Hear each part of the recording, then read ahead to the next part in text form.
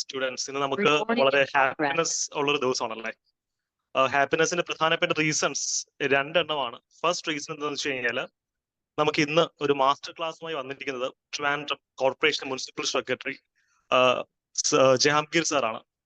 നമുക്കറിയാം എല്ലാവരും സ്വപ്നം കാണുന്ന ഒരു PSCയുടെ പുതിയ എക്സാമാണ് LSD സെക്രട്ടറി. അതിൽ ഏറ്റവും കോംപ്ലിക്കേറ്റഡ് സെക്ഷൻസിൽ ഒന്നാണ് അർബൻ ഗവർണൻസ്. സോ ആ ഒരു ടോപ്പിക്കിൽ കേരളത്തിലെ ഏറ്റവും മികച്ച ഒരു റിസോഴ്സ് പേഴ്സൺസിൽ ഒരാൾ തന്നെ നമുക്ക് ഇന്നൊരു മാസ്റ്റർ ക്ലാസ്സിന് കിട്ടിയത് നമ്മുടെ ഒരു ലക്ക് തന്നെയാണ്. So thank you sir for being here. നമുക്കറിയാം അദ്ദേഹം IIT മാസ്റ്റേഴ്സും കഴിഞ്ഞ് ഈ ഒരു മേഖലയിൽ പ്രാക്ടിക്കൽ എക്സ്പെർട്ടൈസ് ഉള്ള വ്യക്തിയാണ്. ഞങ്ങൾ അധ്യാപകർ നേരിടുന്ന ഏറ്റവും വലിയ ചലഞ്ച് എന്താണെന്ന് വെച്ചെങ്കിൽ ഒരു ടോപ്പിക് പഠിപ്പിക്കുമ്പോൾ അതിന്റെ തിയററ്റിക്കൽ ഡയമെൻഷൻസ് മാത്രമേ ഞങ്ങൾക്ക് സ്റ്റുഡൻസിലേക്ക് എത്തിക്കാൻ സാധിക്കാം.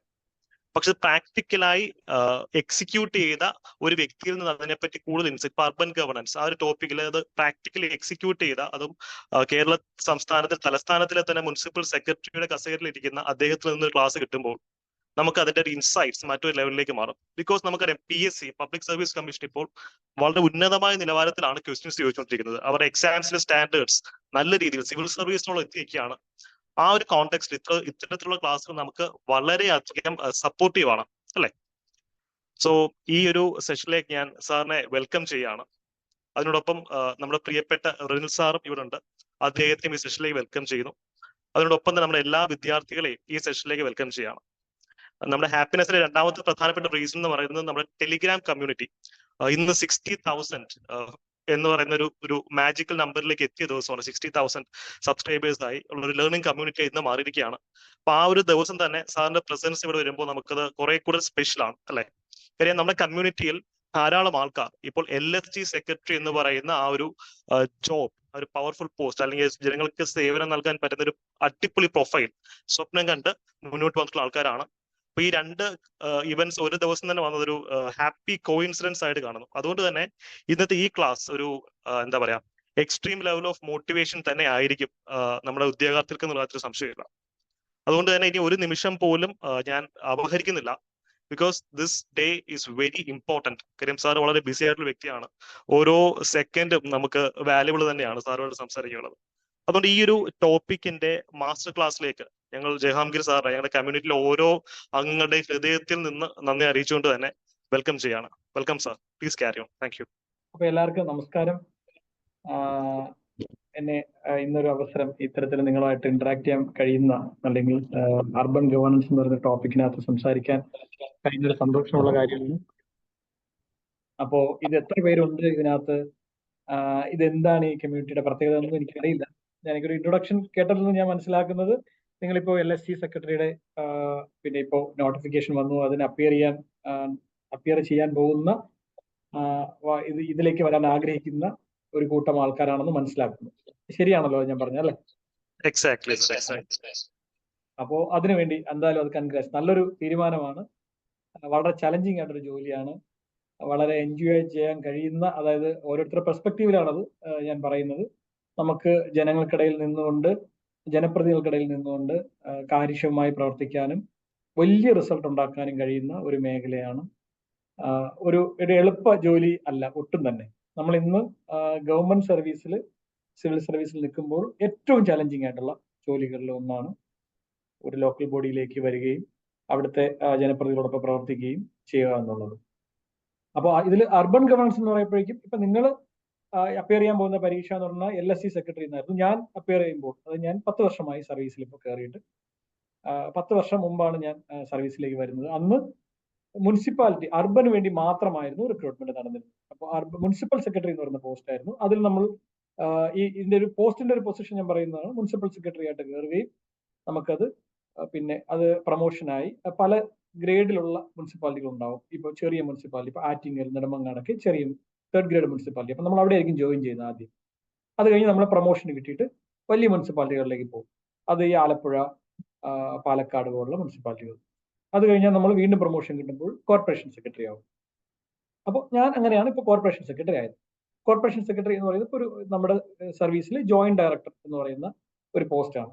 അതായത് LSD ലോക്കൽ ഇപ്പോൾ ഒരു കമ്പൈൻഡ് സർവീസ് ആയി മാറ്റിയിട്ടുണ്ട് നമ്മളെ. പണ്ട് അർബൻ, റൂറൽ, അതുപോലെ പഞ്ചായത്ത് എന്നുള്ളത്. അർബൻ റൂറൽ എന്ന് വെച്ചാൽ റൂറൽ ഡെവലപ്മെന്റ്, BDO എന്നൊക്കെ പറയുന്ന പോസ്റ്റ്. പഞ്ചായത്ത് സെക്രട്ടറി എന്ന് പറഞ്ഞാൽ വേറെ പോസ്റ്റ്, മുനിസിപ്പൽ സെക്രട്ടറി എന്ന് പറഞ്ഞാൽ വേറെ പോസ്റ്റ്, 3 ഡിപ്പാർട്ട്മെന്റും ആയിരുന്നു, 3 മന്ത്രിമാരുമായിരുന്നു. അത് കമ്പൈൻ ചെയ്ത് ഒരൊറ്റ ഡിപ്പാർട്ട്മെന്റുമായി ലോക്കൽ ഗവൺമെന്റ് ഡിപ്പാർട്ട്മെന്റിലേക്ക് വന്ന ശേഷം ഇതൊരു കോമൺ ബോർഡിലേക്ക് വരികയും, അപ്പോൾ ഇതിൽ കോർപ്പറേറ്റ് സെക്രട്ടറി എന്ന് പറഞ്ഞ സ്കെയിലിലേക്ക് എത്തുമ്പോഴേക്കും നമ്മൾ ജോയിന്റ് ഡയറക്ടർ എന്നൊരു റാങ്കിലേക്ക് വരികയൊക്കെ ചെയ്യുന്ന ഒരു സംവിധാനമാണ്. ഇതൊക്കെ നിങ്ങൾക്ക് സർവീസിലേക്ക് വരുമ്പോൾ മനസ്സിലാവും. അപ്പോൾ ഇനി നമുക്ക് നമ്മുടെ ടോപ്പിക്കിലേക്ക് വരാം. ആ പോസ്റ്റ് എന്ത് ആണെന്ന് നിങ്ങൾക്ക് മനസ്സിലാക്കാൻ വേണ്ടിയിട്ട്, അതിന്റെ ലാഡേഴ്സ് ഒന്ന് മനസ്സിലാക്കാൻ വേണ്ടി പറഞ്ഞു തന്നേ ഉള്ളൂ. ഇനി നമുക്ക് അർബൻ ഗവേണൻസിലേക്ക് വരാം. അർബൻ ഗവേണൻസിൽ ഇന്ന് ഇന്ത്യയിൽ ഏറ്റവും കൂടുതൽ അർബൻ ഗവേണൻസിന്റെ ഏറ്റവും കൂടുതൽ സാധ്യത ഉള്ള സ്റ്റേറ്റ് ആണ് കേരളം. എന്തുകൊണ്ടാണെന്ന് അറിയാലോ നിങ്ങൾക്ക്, നിങ്ങളുടെ പരീക്ഷയ്ക്കൊക്കെ കോട്ട് ചെയ്യേണ്ട ഒരു കാര്യമാണ്. നമുക്ക് ഈ റൂറൽ അർബൻ ഡിവൈഡ് ഇല്ലാത്ത ഒരേ ഒരു സ്റ്റേറ്റ് ആണ് ഇന്ത്യയിൽ. നമ്മളെ റൂറലും അർബനും തമ്മിലുള്ള ഡിഫറൻസ് ഒന്നും നമുക്ക് മനസ്സിലാവില്ല. ഇപ്പൊ നിങ്ങൾ ഇപ്പോ ഏതെങ്കിലും ഒരു പഞ്ചായത്ത്, ഇപ്പൊ തിരുവനന്തപുരത്തുള്ളവർക്ക് അറിയായിരിക്കും, കരകുളം എന്ന് പറയുന്ന ഒരു പഞ്ചായത്താണ്. തിരുവനന്തപുരം കോർപ്പറേഷന്റെ ബൗണ്ടറി ഷെയർ ചെയ്യുന്ന ഒരു പഞ്ചായത്താണ്. പക്ഷെ കരകുളത്ത് താമസിക്കുന്ന ആള് തിരുവനന്തപുരം കോർപ്പറേഷന്റെ എല്ലാ സർവീസുകളും എല്ലാ ബെനിഫിറ്റ്സും കിട്ടും. അപ്പോൾ ഒരു നമ്മളെ സംബന്ധിച്ചോളം ഒരു വ്യത്യാസവും ഇല്ല. കരകുളത്ത് പോയി താമസിച്ചാൽ കുറച്ചുകൂടി നല്ലത്. എന്തുകൊണ്ടെന്ന് വെച്ചാൽ ടാക്സ് കുറഞ്ഞിരിക്കും, അതുപോലെ വസ്തുവിന് വില കുറയും, എല്ലാ ഫെസിലിറ്റി എന്ന് തിരുവനന്തപുരത്തേക്ക് വരാൻ വേണ്ടി 15 മിനിറ്റ് കൊണ്ട് വരാൻ കഴിയും. ഇതുപോലെ തന്നെയാണ് നമ്മളിപ്പോൾ ഇവിടെ നേരെ ട്രാവൽ ചെയ്ത് നെടുമങ്ങാടേക്ക് പോയാലോ, നെടുമങ്ങാട് അർബനാണ്, ഞാൻ പറഞ്ഞത് വിതുരയ്ക്ക് പോയാൽ, വിതുര പോയി കഴിഞ്ഞാൽ നിങ്ങൾക്ക് ഇന്ത്യയിലെ തന്നെ ഏറ്റവും വലിയ ഇൻസ്റ്റിറ്റ്യൂട്ടുകളൊക്കെ കാണാൻ പറ്റും. ഇപ്പൊ IST, പിന്നെ അതുപോലെ ഐസറും, അതുപോലെ നല്ല സ്കൂളുകളും താലൂക്ക് ആശുപത്രിയിൽ കിട്ടുന്ന എല്ലാ ഫെസിലിറ്റിയും. അർബൻ എന്ന് പറയുന്ന ഒരു ഡിഫിനിഷനിലേക്ക് നമ്മൾ എപ്പോഴും ഇൻഫ്രാസ്ട്രക്ചറിനെയാണ് കണക്ട് ചെയ്യുന്നത്. 2 കാര്യങ്ങൾ. ഒന്ന് ഇൻഫ്രാസ്ട്രക്ചർ, അവിടുത്തെ ആൾക്കാരുടെ ആക്ടിവിറ്റീസ്. അപ്പൊ എത്രമാത്രം അഗ്രികൾച്ചർ ആക്ടിവിറ്റി ഉണ്ട് അല്ലെങ്കിൽ എത്ര മാത്രം അഗ്രികൾച്ചർ ആക്ടിവിറ്റി ഇല്ല എന്നതിന്റെ ബേസിൽ ഒന്ന്, പിന്നെ അവിടെ കിട്ടുന്ന അടിസ്ഥാന സൗകര്യങ്ങൾ. ഇതിനെ രണ്ടും ബേസ് ചെയ്തിട്ടാണ് എപ്പോഴും അർബൻ എന്ന ലെവലിലേക്ക് ഡിഫൈൻ ചെയ്യുന്നത്. അപ്പോൾ നമ്മൾ ഇപ്പോ അർബൻ എന്ന് പറയുമ്പോൾ വേറെ കുറച്ചുകൂടി അകത്തേക്ക് പോകുമ്പോൾ നമ്മൾ പറയും അർബനെ പലതായിട്ട് പറയും. ഒന്ന് പിന്നെ സെൻസസിന്റെ ബേസിലാണെങ്കിൽ നമ്മൾ അതിന് അഗ്ലോമറേഷൻസ് എന്നൊരു ടെർമിനോളജി കൊണ്ടുണ്ട്. അഗ്ലോമറേഷൻ, നിങ്ങളത് അഗ്ലോമറേഷൻ എന്താന്ന് പരീക്ഷയ്ക്ക് ചോദിച്ചേക്കാം അർബൻ ഗവേണൻസിൽ. അത് വളരെ പ്രധാനപ്പെട്ട ഒരു കാര്യമാണ്.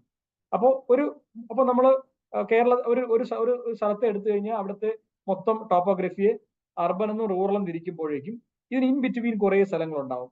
അർബൻ, അതിനും റൂറലിനും, ഈ റൂറൽ എന്ന് പറയുന്നതിന് അർബൻ നാച്ചുറൽ സ്ഥലങ്ങളുണ്ടാവും. അതിന് നമ്മൾ അഗ്ലോമറേഷൻസ് എന്നാ പറയുന്നത്, അർബൻ അഗ്ലോമറേഷനുകൾ. ഇപ്പൊ തിരുവനന്തപുരത്ത് എറിഞ്ഞ 26 പഞ്ചായത്തുകൾ അർബൻ അഗ്ലോമറേഷനിലേക്ക് വരും. ഞാൻ എന്തുകൊണ്ട് പറഞ്ഞു, നേരത്തെ പറഞ്ഞു. ഇപ്പൊ കരകുളം എന്ന് പറയുന്ന സ്ഥലം നമ്മൾ എടുക്കുമ്പോൾ, കരകുളം എന്ന് പറയുന്ന പഞ്ചായത്തിനെ നമ്മൾ അർബൻ അഗ്ലോമറേഷന്റെ ഭാഗമായിട്ടാണ് കൂട്ടുന്നത്. അതായത് അത് അർബൻ തന്നെയാണ്. ഇപ്പൊ കൊച്ചി എടുത്തു കഴിഞ്ഞാൽ, കൊച്ചി കോർപ്പറേഷനോട് ചേർന്ന് നടന്ന പഞ്ചായത്തുകൾ എടുത്തു കഴിഞ്ഞാൽ പഞ്ചായത്തുകൾക്കാർക്ക് ഇപ്പൊ നെടുമ്പാശ്ശേരി എയർപോർട്ട് ഇരിക്കുന്ന കോർപ്പറേഷനിലല്ല, മുനിസിപ്പാലിറ്റിയിലും അല്ല, അതൊരു പഞ്ചായത്തിലായിരിക്കുന്നത്. അപ്പൊ അതെന്തുകൊണ്ട് നമ്മൾ അതിന്റെ അഗ്ലോമറേഷൻ എന്നാ പറയുന്നത്, ആ ഭാഗമൊക്കെ. കൊച്ചി എടുക്കപ്പോഴും ഏകദേശം 20-22 പുറത്ത് പഞ്ചായത്തുകൾ അഗ്ലോമറേഷനിലേക്ക് വരും. അപ്പോൾ ഗവൺമെന്റ് ഓഫ് ഇന്ത്യ പദ്ധതികൾ ഉണ്ടാക്കുമ്പോഴും ഗവൺമെന്റ് ഓഫ് ഇന്ത്യയുടെ പ്ലാനുകൾ നടപ്പിലാക്കുമ്പോഴും ഒക്കെ അഗ്ലോമറേഷനുകളെ കണ്ടുകൊണ്ടാണ് ചെയ്യുന്നത്. അപ്പൊ അഗ്ലോമറേഷനുകൾ എന്നൊരു പ്രധാന ടെർമിനോളജിയാണ്. നിങ്ങളൊന്ന് നോക്കുകയും അത് എന്താണെന്ന് മനസ്സിലാക്കുകയും എത്ര അഗ്ലോമറേഷനുകൾ അത്തരത്തിൽ ഉണ്ട് എന്ന്, അറ്റ്ലീസ്റ്റ് കേരളത്തിലെങ്കിലും ഉണ്ട് എന്ന് മനസ്സിലാക്കുകയും വേണം. ഇനി സെൻസസ് ടൗൺസ് എന്നും പറയും, വേറൊരു ടെർമിനോളജി. സെൻസസ് ടൗൺസ് എന്ന് പറഞ്ഞു കഴിഞ്ഞാൽ സെൻസസിനകത്ത് ടൗണുകളായിട്ട് കണ്ട സ്ഥലങ്ങളാണ്. നമ്മുടെ ഇപ്പൊ 2011 ഇപ്പൊ അവസാനം നടന്ന സെൻസസ്. അപ്പൊ ആ സെൻസസ് ടൗണും ആ ടൗണുകളാണ്. പക്ഷെ ഒരു പഞ്ചായത്ത് എടുക്കുമ്പോഴേക്കും ആ പഞ്ചായത്ത് മുഴുവൻ സെൻസസ് ടൗൺ ആവണമെന്നില്ല, അല്ലെങ്കിൽ അഗ്ലോമറേഷൻ ആവണമെന്നില്ല. അതിന് കുറച്ച് ഭാഗം ആവാം, ചിലപ്പോൾ മൊത്തം ആവാം, അങ്ങനെ വരാം. അപ്പൊ അത് അത്തരം കാര്യങ്ങൾ, ആ ഡിഫറൻസ് നിങ്ങളൊന്ന് നോക്കുക. അർബനെ പറ്റി മനസ്സിലാക്കുമ്പോൾ നമ്മൾ അർബൻ എന്ന് പറയുന്നത് മുനിസിപ്പാലിറ്റികളല്ല എന്നുള്ളതാണ് നിങ്ങൾ മനസ്സിലാക്കേണ്ടത് ആദ്യമായി. അർബൻ എന്നാൽ മുനിസിപ്പാലിറ്റി അല്ല. അർബൻ എന്നാൽ ഒരു അർബനൈസ്ഡ് നാച്ചർ ആയിട്ടുള്ള, റൂറൽ നാച്ചർ അല്ലാത്ത എല്ലാം അർബനാണ്. എന്നാൽ അർബൻ എന്ന് പറയുന്ന അർബനൈസേഷൻ എന്നും അർബൻ എന്നും പറയുന്ന ടെർമിനോളജിക്കകത്ത് കോർപ്പറേഷനും മുനിസിപ്പാലിറ്റിയും മാത്രമല്ല എന്നുകൂടി മനസ്സിലാക്കുക. അപ്പോൾ മുനിസിപ്പാലിറ്റികൾ അതിനകത്താണ് വരുന്നത്. ഇപ്പൊ കേരളത്തിലേക്ക് വരാം. ഇനി സെൻസസ് എടുത്ത് 2011 എടുത്തു കഴിഞ്ഞാൽ നമ്മുടെ സെൻസസ് പ്രകാരം നമ്മൾ 47% അർബനാണ്. 47% പോപ്പുലേഷനും താമസിക്കുന്നത് അർബൻ ഏരിയയിലാണ്. അതായത് 2011 കണക്കാണ്. ഇപ്പൊ കണക്കെടുത്തു കഴിഞ്ഞാൽ നമ്മൾ 50% ക്രോസ് ചെയ്തിട്ടുണ്ടാവും. ഇന്ത്യയിൽ ഒരു സംസ്ഥാനങ്ങൾക്കും ഇല്ലാത്തൊരു യുണീക്ക് ആയിട്ടൊരു ഫീച്ചറാണ്. 50% ആൾക്കാരും അർബൻ ഏരിയയിൽ ജീവിക്കുന്ന. അപ്പൊ ഏറ്റവും അർബനൈസ്ഡ് ആണ്. നമ്മൾ കാണുന്ന അർബനൈസേഷന്റെ ഡെഫിനിഷനകത്ത് വരുന്നതാണ്. എന്താ പറഞ്ഞാൽ നമ്മൾ ബോംബെ കാണും പോലെയൊന്നും അല്ല. ഇപ്പൊ ബോംബെ കഴിഞ്ഞാൽ തൊട്ട് പുറത്തിറങ്ങുമ്പോഴേക്കും നിങ്ങൾക്ക് കാണാം പ്യൂർലി റൂറൽ ഏരിയ ആയിരിക്കും. പക്ഷെ ഇവിടെ അങ്ങനെ കാണാനേ പറ്റില്ല. ആ ഒരു കണക്ഷൻ നമുക്ക് പോകും. പിന്നെ വളരെ സ്ലോയിലി നമുക്ക് റൂറലിലേക്ക് എത്താൻ കഴിയത്തുള്ളൂ. ഇവിടെ നിന്ന് റൂറൽ കാണുന്നുണ്ടെങ്കിൽ നിങ്ങൾ തിരുവനന്തപുരത്തിന്റെ കുറച്ചുകൂടെ സദേൺ സൈഡിലേക്ക് യാത്ര ചെയ്ത് കഴിഞ്ഞാൽ, അല്ലെങ്കിൽ പിന്നെ ഹില്ലി ഏരിയയിലേക്ക് പോയി കഴിഞ്ഞാൽ ഒരു ഒരു പൊന്മുടി എത്താറാവണം നിങ്ങൾക്ക് അർബൻ നാച്ചർ ഇല്ലാതാവണമെങ്കിൽ. വിതുര പോയാൽ പോലും നിങ്ങൾക്ക് ഒരു അർബൻ നാച്ചറായിരിക്കും കാണാൻ പറ്റും. ഇവിടെ നിന്ന് 30 കിലോമീറ്റർ അപ്പുറമാണ്. അപ്പൊ എത്രയോ പഞ്ചായത്തുകൾ നമ്മൾ കടന്ന് പോയാലും ആ ഒരു വളരെ സ്ലോയിലേ അർബൻ മാറി റൂറൽ ആവത്തുള്ളൂ. പക്ഷെ മറ്റ് സംസ്ഥാനങ്ങളിൽ അങ്ങനെയല്ല. നിങ്ങൾ പൂനെ കോർപ്പറേഷനിൽ നിന്ന് പുറത്തിറങ്ങി ഉടനെ നിങ്ങൾ കാണുന്ന ഒരു എൻ്റർലി ഡിഫറെന്റ് വേൾഡ് ആയിരിക്കും. അതൊരു മെട്രോപൊളിറ്റൻ സിറ്റി ആയിരിക്കും, അതിന് പുറത്തൊരു പഞ്ചായത്ത് ഇരിക്കും. അങ്ങനെ ഒരു പ്രത്യേകത. അപ്പൊ ആ ഒരു ഡിഫറൻസ് ഇല്ലായ്മയാണ് കേരളത്തിന്റെ പ്രത്യേകതയാണെന്ന് നിങ്ങൾക്ക് എവിടെയും ചൂണ്ടിക്കാണിക്കാൻ കഴിയും. അപ്പൊ ഇതാണ് അർബന്റെ ഒരു പൊതുവായിട്ടൊരു കേരളത്തിന്റെ നാച്ചുറൽ. അത് കൂടി വരും. നമ്മൾ ഒരു 75% ആൾക്കാരും അർബനിലേക്ക് വരുന്നത് ഒരു 10-15 വർഷം കൊണ്ട്, അല്ലെങ്കിൽ 20 വർഷം കൊണ്ട് നമ്മൾ അതിലേക്ക് എത്തും വൈകാതെ. നമ്മുടെ മൊത്തം ഹ്യൂമൻ ഡെവലപ്മെന്റ് ഇൻഡെക്സിന്റെ ഒരു എന്താ പറയേണ്ട ഒരു പ്രതിഫലനമാണ് ഇത്തരത്തിൽ കാണുന്നത്. ആൾക്കാരുടെ ജീവിത നിലവാരം മാറുകയും അവരുടെ തൊഴിൽ രീതികൾ മാറി അഗ്രികൾച്ചറിൽ നിന്ന് നോൺ അഗ്രികൾച്ചറിലേക്കും വൈറ്റ് കോളർ ജോബുകളിലേക്കും സർവീസ് സെക്ടറിലേക്കും എത്രമാത്രം കടക്കുന്നു എന്നുള്ളതിന് തെളിവാണ് നമ്മുടെ പ്രത്യേകത. ഇനി നമുക്ക് കേരളത്തിലേക്ക് വന്നു കഴിഞ്ഞാൽ നിങ്ങൾക്ക് അറിയാം 93 നമുക്ക് അർബൻ ലോക്കൽ ബോഡികളാണുള്ളത്. അതിനകത്ത് 6 കോർപ്പറേഷനുകൾ ഉണ്ട്. കണ്ണൂരാണ് ഏറ്റവും അവസാനമായി നമ്മൾ ഉണ്ടാക്കിയ കോർപ്പറേഷൻ. ഓക്കെ, ബാക്കിയെല്ലാം നമുക്ക് നഗരസഭകളാണ്. അപ്പോൾ അർബനിൽ ഞാൻ പറഞ്ഞു 57% ആൾക്കാരും 47% ജനങ്ങളും ജീവിക്കുന്നത് അർബണിൽ എന്ന് പറയും. ഇപ്പൊ മുനിസിപ്പാലിറ്റികൾ ജീവിക്കുന്നത് അതിനേക്കാളും വളരെ താഴ്ന്നതാണ്. ഞാൻ പറഞ്ഞു ഈ 47% അഗ്ലോമറേഷനും സെൻസസ് ടൗണും എല്ലാം കൂടി ചേർത്തതായത് കാരണം നമ്മുടെ ടോട്ടൽ പോപ്പുലേഷൻ ഇപ്പം 3 കോടി ആണെന്നുണ്ടെങ്കിൽ ഒരു 76 ലക്ഷം 80 ലക്ഷം പേരൊക്കെ നമ്മൾ ഈ പറയുന്ന പ്യൂർലി അർബൻ എന്ന് പറയുന്ന നാച്ചുറലിലേക്ക് വരും. അതില് അപ്പൊ ഞാൻ പറഞ്ഞു ഒരു 93 മുനിസിപ്പാലിറ്റികൾ ഉള്ളതിൽ 6 എണ്ണം കോർപ്പറേഷനുകളാണ്. ഇതിൽ ഏറ്റവും വലിയ കോർപ്പറേഷൻ എന്ന് പറഞ്ഞാൽ തിരുവനന്തപുരമാണ്. അത് ഫിസിക്കലും എടുത്താൽ അതിന്റെ ഏരിയ വൈസ് എടുത്താലും അതുപോലെ അതിന്റെ പോപ്പുലേഷൻ എടുത്താലും നമ്മൾ ഏറ്റവും കൂടുതൽ പോപ്പുലേഷൻ ഉള്ളത് തിരുവനന്തപുരമാണ്. ഇനി മില്യൺ പ്ലസ് സിറ്റി എന്ന് പറഞ്ഞൊരു കൺസെപ്റ്റ് ഉണ്ട്. 10 ലക്ഷത്തിന് മുകളിലേക്ക് ജനസംഖ്യ ഉള്ളത്. അതും തിരുവനന്തപുരം മാത്രമാണ് 10 ലക്ഷത്തിന് മുകളിലേക്ക് പോയിട്ടുള്ള. നമ്മുടെ സെൻസസ് 2011 എടുത്തു കഴിഞ്ഞാൽ 9,97,000 അങ്ങനെ ഒരു ഫിഗറാണ്. ചെറിയ വ്യത്യാസമേ 10ലേക്ക് ഉള്ളൂ. പക്ഷെ നമ്മളത് ഇപ്പൊ എടുത്തു കഴിഞ്ഞാൽ അതിനൊക്കെ എത്രയോ മുകളിൽ പോയിട്ടുണ്ടാവും നമ്മൾ. പക്ഷെ കൊച്ചി 2ാം സ്ഥാനത്തേക്ക് വരും, കോഴിക്കോട് 3ാം സ്ഥാനത്തേക്ക് വരും പോപ്പുലേഷൻ വെച്ചെടുക്കുമ്പോഴേക്കും. ഇതൊക്കെ 2011 ഇപ്പൊ. എന്നാലും ഇപ്പൊ എന്തെടുത്താൽ തന്നെയും കൊച്ചി 10 ലക്ഷം ആയിട്ടുണ്ടാവില്ല. ഇപ്പോഴത്തെ ലേറ്റസ്റ്റ് എടുത്താലും ആവില്ല. മറ്റു ഒരു കോർപ്പറേഷനും ആവില്ല. തിരുവനന്തപുരം മാത്രമേ ആവത്തുള്ളൂ. ഇപ്പൊ ഏരിയ വെച്ച് 214 സ്ക്വയർ കിലോമീറ്റർ ഉള്ള വലിയൊരു സ്ഥലമാണ് തിരുവനന്തപുരം എന്ന് പറയുന്ന കോർപ്പറേഷൻ. ഈ കോർപ്പറേഷൻ ഉണ്ടായത് ഇവിടെ കോർപ്പറേഷനുകളൊക്കെ ഉണ്ടാവുന്ന പലപ്പോഴും നിയർ ബൈ ആയിട്ടുള്ള പഞ്ചായത്തുകളൊക്കെ അതുപോലെ അബ്സോർബ് ചെയ്തിട്ടുണ്ടാവും അർബൻ നാച്ചർ കൂടുന്നതനുസരിച്ച്. അങ്ങനെ നമ്മൾ തിരുവനന്തപുരത്തിന് എടുത്തു കഴിഞ്ഞാൽ അത്തരത്തിൽ 11 പഞ്ചായത്തുകളൊക്കെ ഇതിനകത്ത് കൂടിച്ചേർന്ന് വന്നിട്ടുണ്ട്. ഇപ്പൊ നിങ്ങൾക്ക് ശ്രീകാര്യം എന്ന് പറയുന്നു, കഴക്കൂട്ടം എന്നൊക്കെ പറയുന്ന പഞ്ചായത്തുകളായിരുന്നു. പക്ഷെ അർബൻ നാച്ചർ കാരണം കണക്ട് ചെയ്തു. അപ്പൊ അങ്ങനെയാണ് ഓരോന്നും ഉണ്ടായി വരുന്നത്. ഇത്തരത്തില് മുനിസിപ്പാലിറ്റികളെ പലതായിട്ട് നിങ്ങളെ സിലബസ് ഞാൻ കണ്ടതിന്റെ അടിസ്ഥാനത്തിൽ ഞാൻ ഇങ്ങനെ കണക്ട് ചെയ്ത് പോകുന്നത്. ഒരു സ്ട്രക്ചർ അതിനകത്ത് പറയുന്നുണ്ട്. എങ്ങനെയാണ് അർബൻ അഡ്മിനിസ്ട്രേഷന്റെ സ്ട്രക്ചർ എന്തെന്ന് നിങ്ങളുടെ സിലബസിൽ കണ്ടു. അപ്പൊ നമുക്കൊരു അർബൻ സ്ട്രക്ചർ എന്ന് പറയുന്നത് ഇവിടെ ഒരു LS local self government department ഉണ്ടാവും. അതിനൊരു മന്ത്രി ഉണ്ടാവും. അതിനൊരു പ്രിൻസിപ്പൽ സെക്രട്ടറി, ഒരു സെക്രട്ടറി. അത് കഴിഞ്ഞ് അതിന് താഴേക്ക് ഒരു പ്രിൻസിപ്പൽ ഡയറക്ടർ എന്ന് പറയുന്നത്, ഡയറക്ടറേറ്റ് എന്ന് പറയുന്ന ഒരു സംവിധാനം. ഇങ്ങനെയാണ് വരുന്നത്. സെക്രട്ടേറിയറ്റ് ലെവലിലേക്ക് വരുമ്പോഴേക്കും അവിടെ മിനിസ്റ്റർക്ക് താഴെ പ്രിൻസിപ്പൽ സെക്രട്ടറിയുമാണ് വരുന്നത്. അതിന്റെ ഡയറക്ടറേറ്റ് ലെവലിലേക്ക് വരുമ്പോഴേക്കും അവിടെ വരുന്നത് പ്രിൻസിപ്പൽ ഡയറക്ടറും അതിന് കീഴിൽ ഡയറക്ടർമാരുമാണ്. അത്തരം ഡയറക്ടർമാരെ നമുക്ക് urban director, rural director, panchayat director എന്ന് പറയാം. അപ്പൊ പഞ്ചായത്ത് റൂറലും എന്തുകൊണ്ട് സെയിം അല്ലേ എന്ന് ചോദിച്ചു കഴിഞ്ഞാൽ സെയിം അല്ല. റൂറൽ എന്ന് പറയുന്നത് നമ്മൾ ബ്ലോക്ക് പഞ്ചായത്തുകളാണ് റൂറൽ എന്ന് കൊണ്ട് ഉദ്ദേശിക്കുന്നത്. പഞ്ചായത്തുകളെ പഞ്ചായത്ത് ഉദ്ദേശിക്കും. റൂറൽ എന്ന് പറയുന്നതിനകത്ത് വരുന്നത് ജില്ലാ പഞ്ചായത്തുകളും ബ്ലോക്ക് പഞ്ചായത്തുകളുമാണ്. ഓക്കെ, 154 ബ്ലോക്ക് പഞ്ചായത്തുകളാണ് നമുക്കുള്ളത്. 14 ജില്ലാ പഞ്ചായത്തുകളുണ്ട്. അതുപോലെ ആ സംവിധാനത്തെ നമ്മൾ റൂറലിൽ പറയുന്നത്, പഞ്ചായത്തുകളെ പഞ്ചായത്ത് എന്ന് തന്നെ പറയും. ഓക്കെ, ഇത്തരത്തിലാണ് നമ്മുടെ അഡ്മിനിസ്ട്രേറ്റീവ് സംവിധാനം പ്രവർത്തിക്കുന്നത്. ലോക്കൽ ബോഡികളെ കുറിച്ച് ഐസക് സാറൊക്കെ പറഞ്ഞിട്ടുണ്ടാവുന്ന കരുതുന്നു. ഇതൊരു ഗവൺമെന്റ് ആണ്. കോൺസ്റ്റിറ്റ്യൂഷൻ നമ്മുടെ 92 ഭേദഗതിയിലൂടെ നഗരപാലിക പഞ്ചായത്ത് രാജ് ഭേദഗതിയിലൂടെ കൊണ്ടുവന്ന കോൺസ്റ്റിറ്റ്യൂഷണൽ ബോഡികളാണ് നമ്മുടെ കോർപ്പറേഷനുകളും പഞ്ചായത്തുകളും എന്ന് പറയുന്നത്.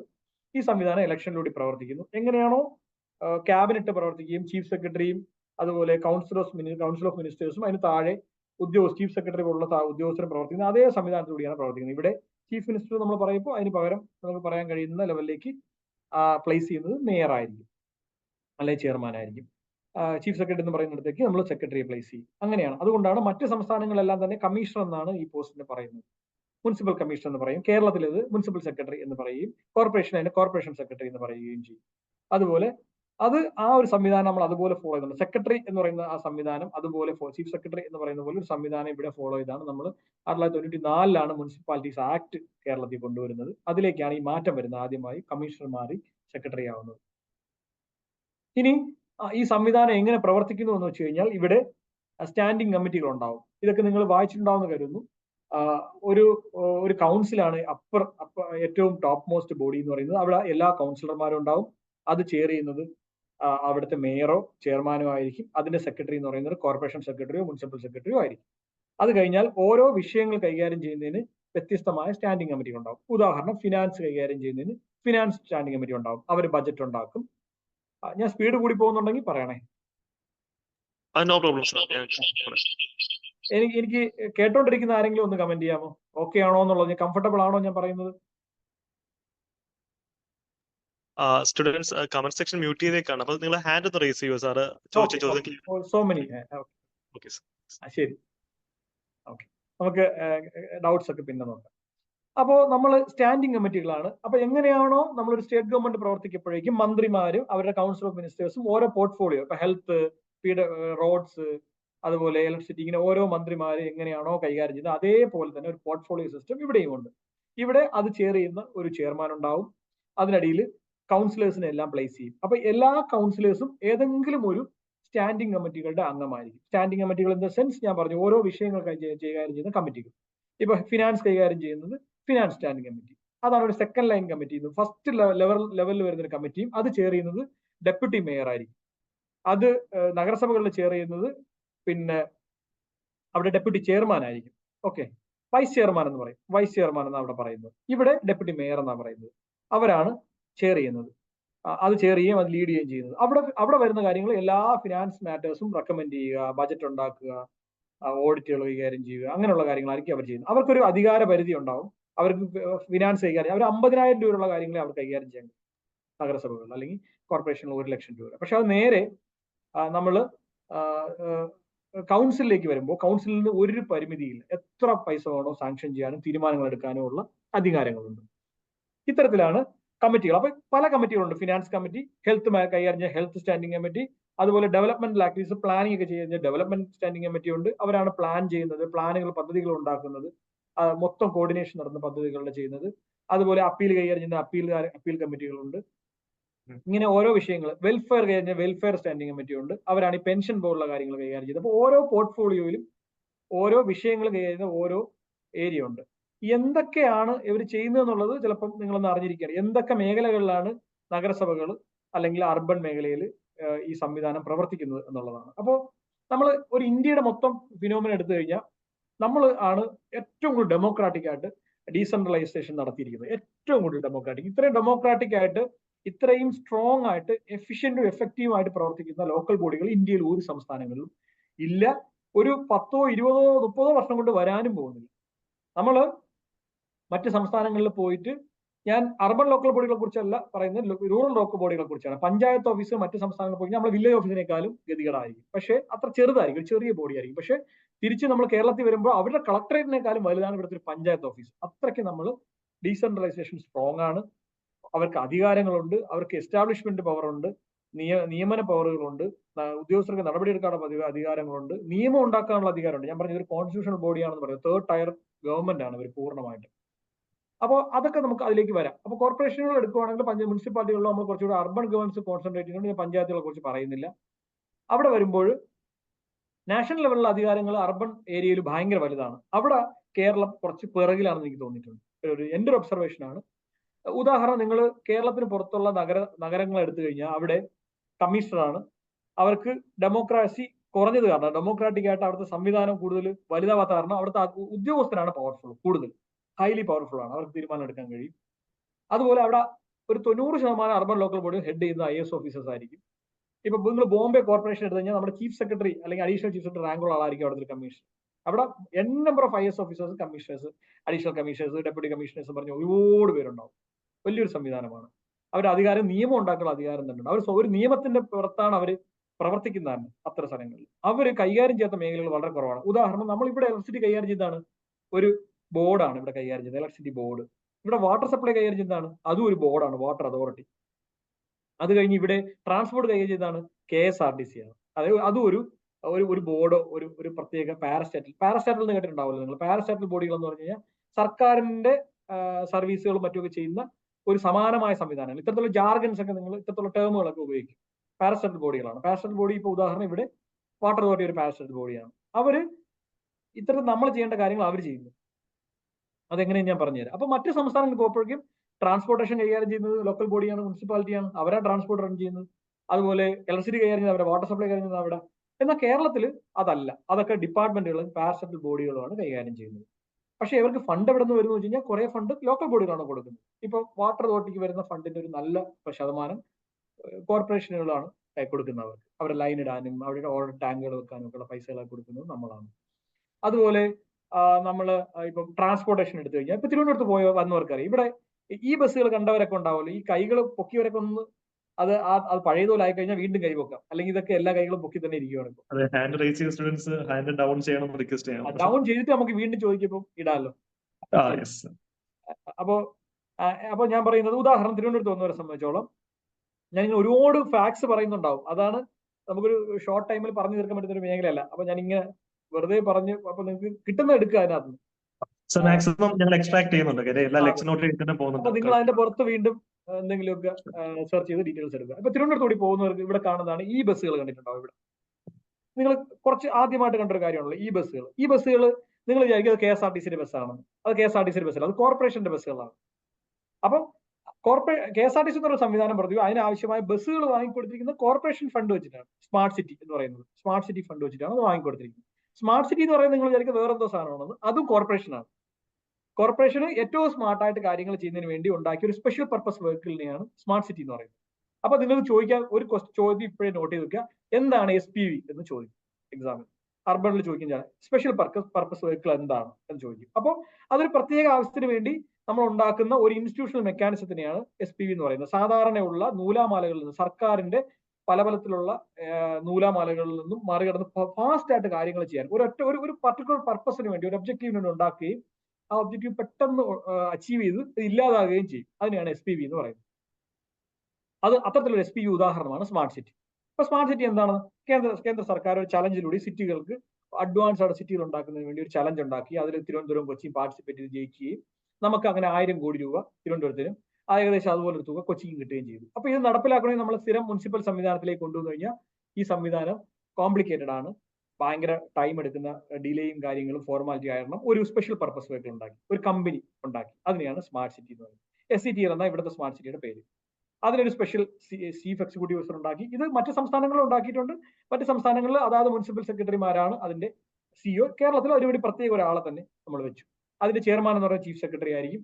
അതൊരു ഇലക്ടഡ് ബോഡി, ഇലക്ടഡ് റെപ്രസെന്റേറ്റീവ് വളരെ കുറവായിട്ടുള്ള, കുറച്ച് ഭയങ്കര ഫാസ്റ്റ് ആയിട്ട് തീരുമാനം എടുക്കാൻ കഴിയുന്ന ഒരു അഡ്മിനിസ്ട്രേറ്റീവ് ആയിട്ടുള്ള ചലനാത്മകമായിട്ടുള്ള ബോഡിയാണ്. അതിനകത്ത് എല്ലാ ഡിപ്പാർട്ട്മെന്റുകളുടെയും ഹെഡ് ഉണ്ടാവും, എല്ലാ സെക്രട്ടറിമാരുണ്ട്. വാട്ടർ റിസോഴ്സ് സെക്രട്ടറി ഉണ്ടാവും, റോഡ്സിന്റെ സെക്രട്ടറി ഉണ്ടാവും, ടൂറിസം സെക്രട്ടറി ഉണ്ടാവും, ഇവരൊക്കെ ഉണ്ടാവും. അപ്പൊ ഡിസിഷൻസ് അവിടെ വെച്ച് തന്നെ എടുക്കും. നമ്മൾ ഒരു വിഷയം, കോർപ്പറേഷൻ ആവശ്യമായ ഒരു പ്രോജക്ട് കൊണ്ടിപ്പോ നിങ്ങൾ സ്മാർട്ട് റോഡുകൾ തിരഞ്ഞെടുത്ത് വരുന്നുണ്ട്. സ്മാർട്ട് റോഡുകൾ യൂഷ്വലി വരണമെങ്കിൽ എത്രയോ സമയം എടുക്കും നമുക്ക്. പക്ഷെ ഒരു 6 മാസം കൊണ്ട് നമുക്ക് അതിലേക്ക് വരാൻ കഴിഞ്ഞത് എന്തുകൊണ്ടാണ്? അതുപോലും മീഡിയ പറയുന്നുണ്ട് അത് നീണ്ടുപോയി എന്നാണ് പറയുന്നത്. പക്ഷെ നമ്മളൊരു ഇതുപോലത്തെ റോഡ് യൂഷ്വലി ഉണ്ടാകുന്നത്, ഇപ്പൊ MC റോഡ് ഉണ്ടായ എത്ര കാലം കൊണ്ട് നമുക്കറിയാലോ, ഏകദേശം 5-6 വർഷം എടുത്തു. പക്ഷെ ട്രിവാൻഡ്രത്തെ സ്മാർട്ട് റോഡുകൾ 1 വർഷം കൊണ്ട് വരാൻ കഴിയും. എന്തുകൊണ്ടാണ്? ഈ സ്പെഷ്യൽ പർപ്പസ് വെഹിക്കിളിൽ വെച്ചിട്ട് ഫാസ്റ്റ് ആയിട്ട് കാര്യങ്ങൾ ചെയ്യുന്നുണ്ട്. അതിനൊരു ബോർഡ് ഉണ്ടാവും. ആ ബോർഡ് ചീഫ് സെക്രട്ടറി ചെയർ, അതിനകത്ത് ബോർഡ് മെമ്പറായിട്ട് മുനിസിപ്പൽ സെക്രട്ടറിയും അതിനകത്ത് മേയറും അതിലേക്ക് വരും.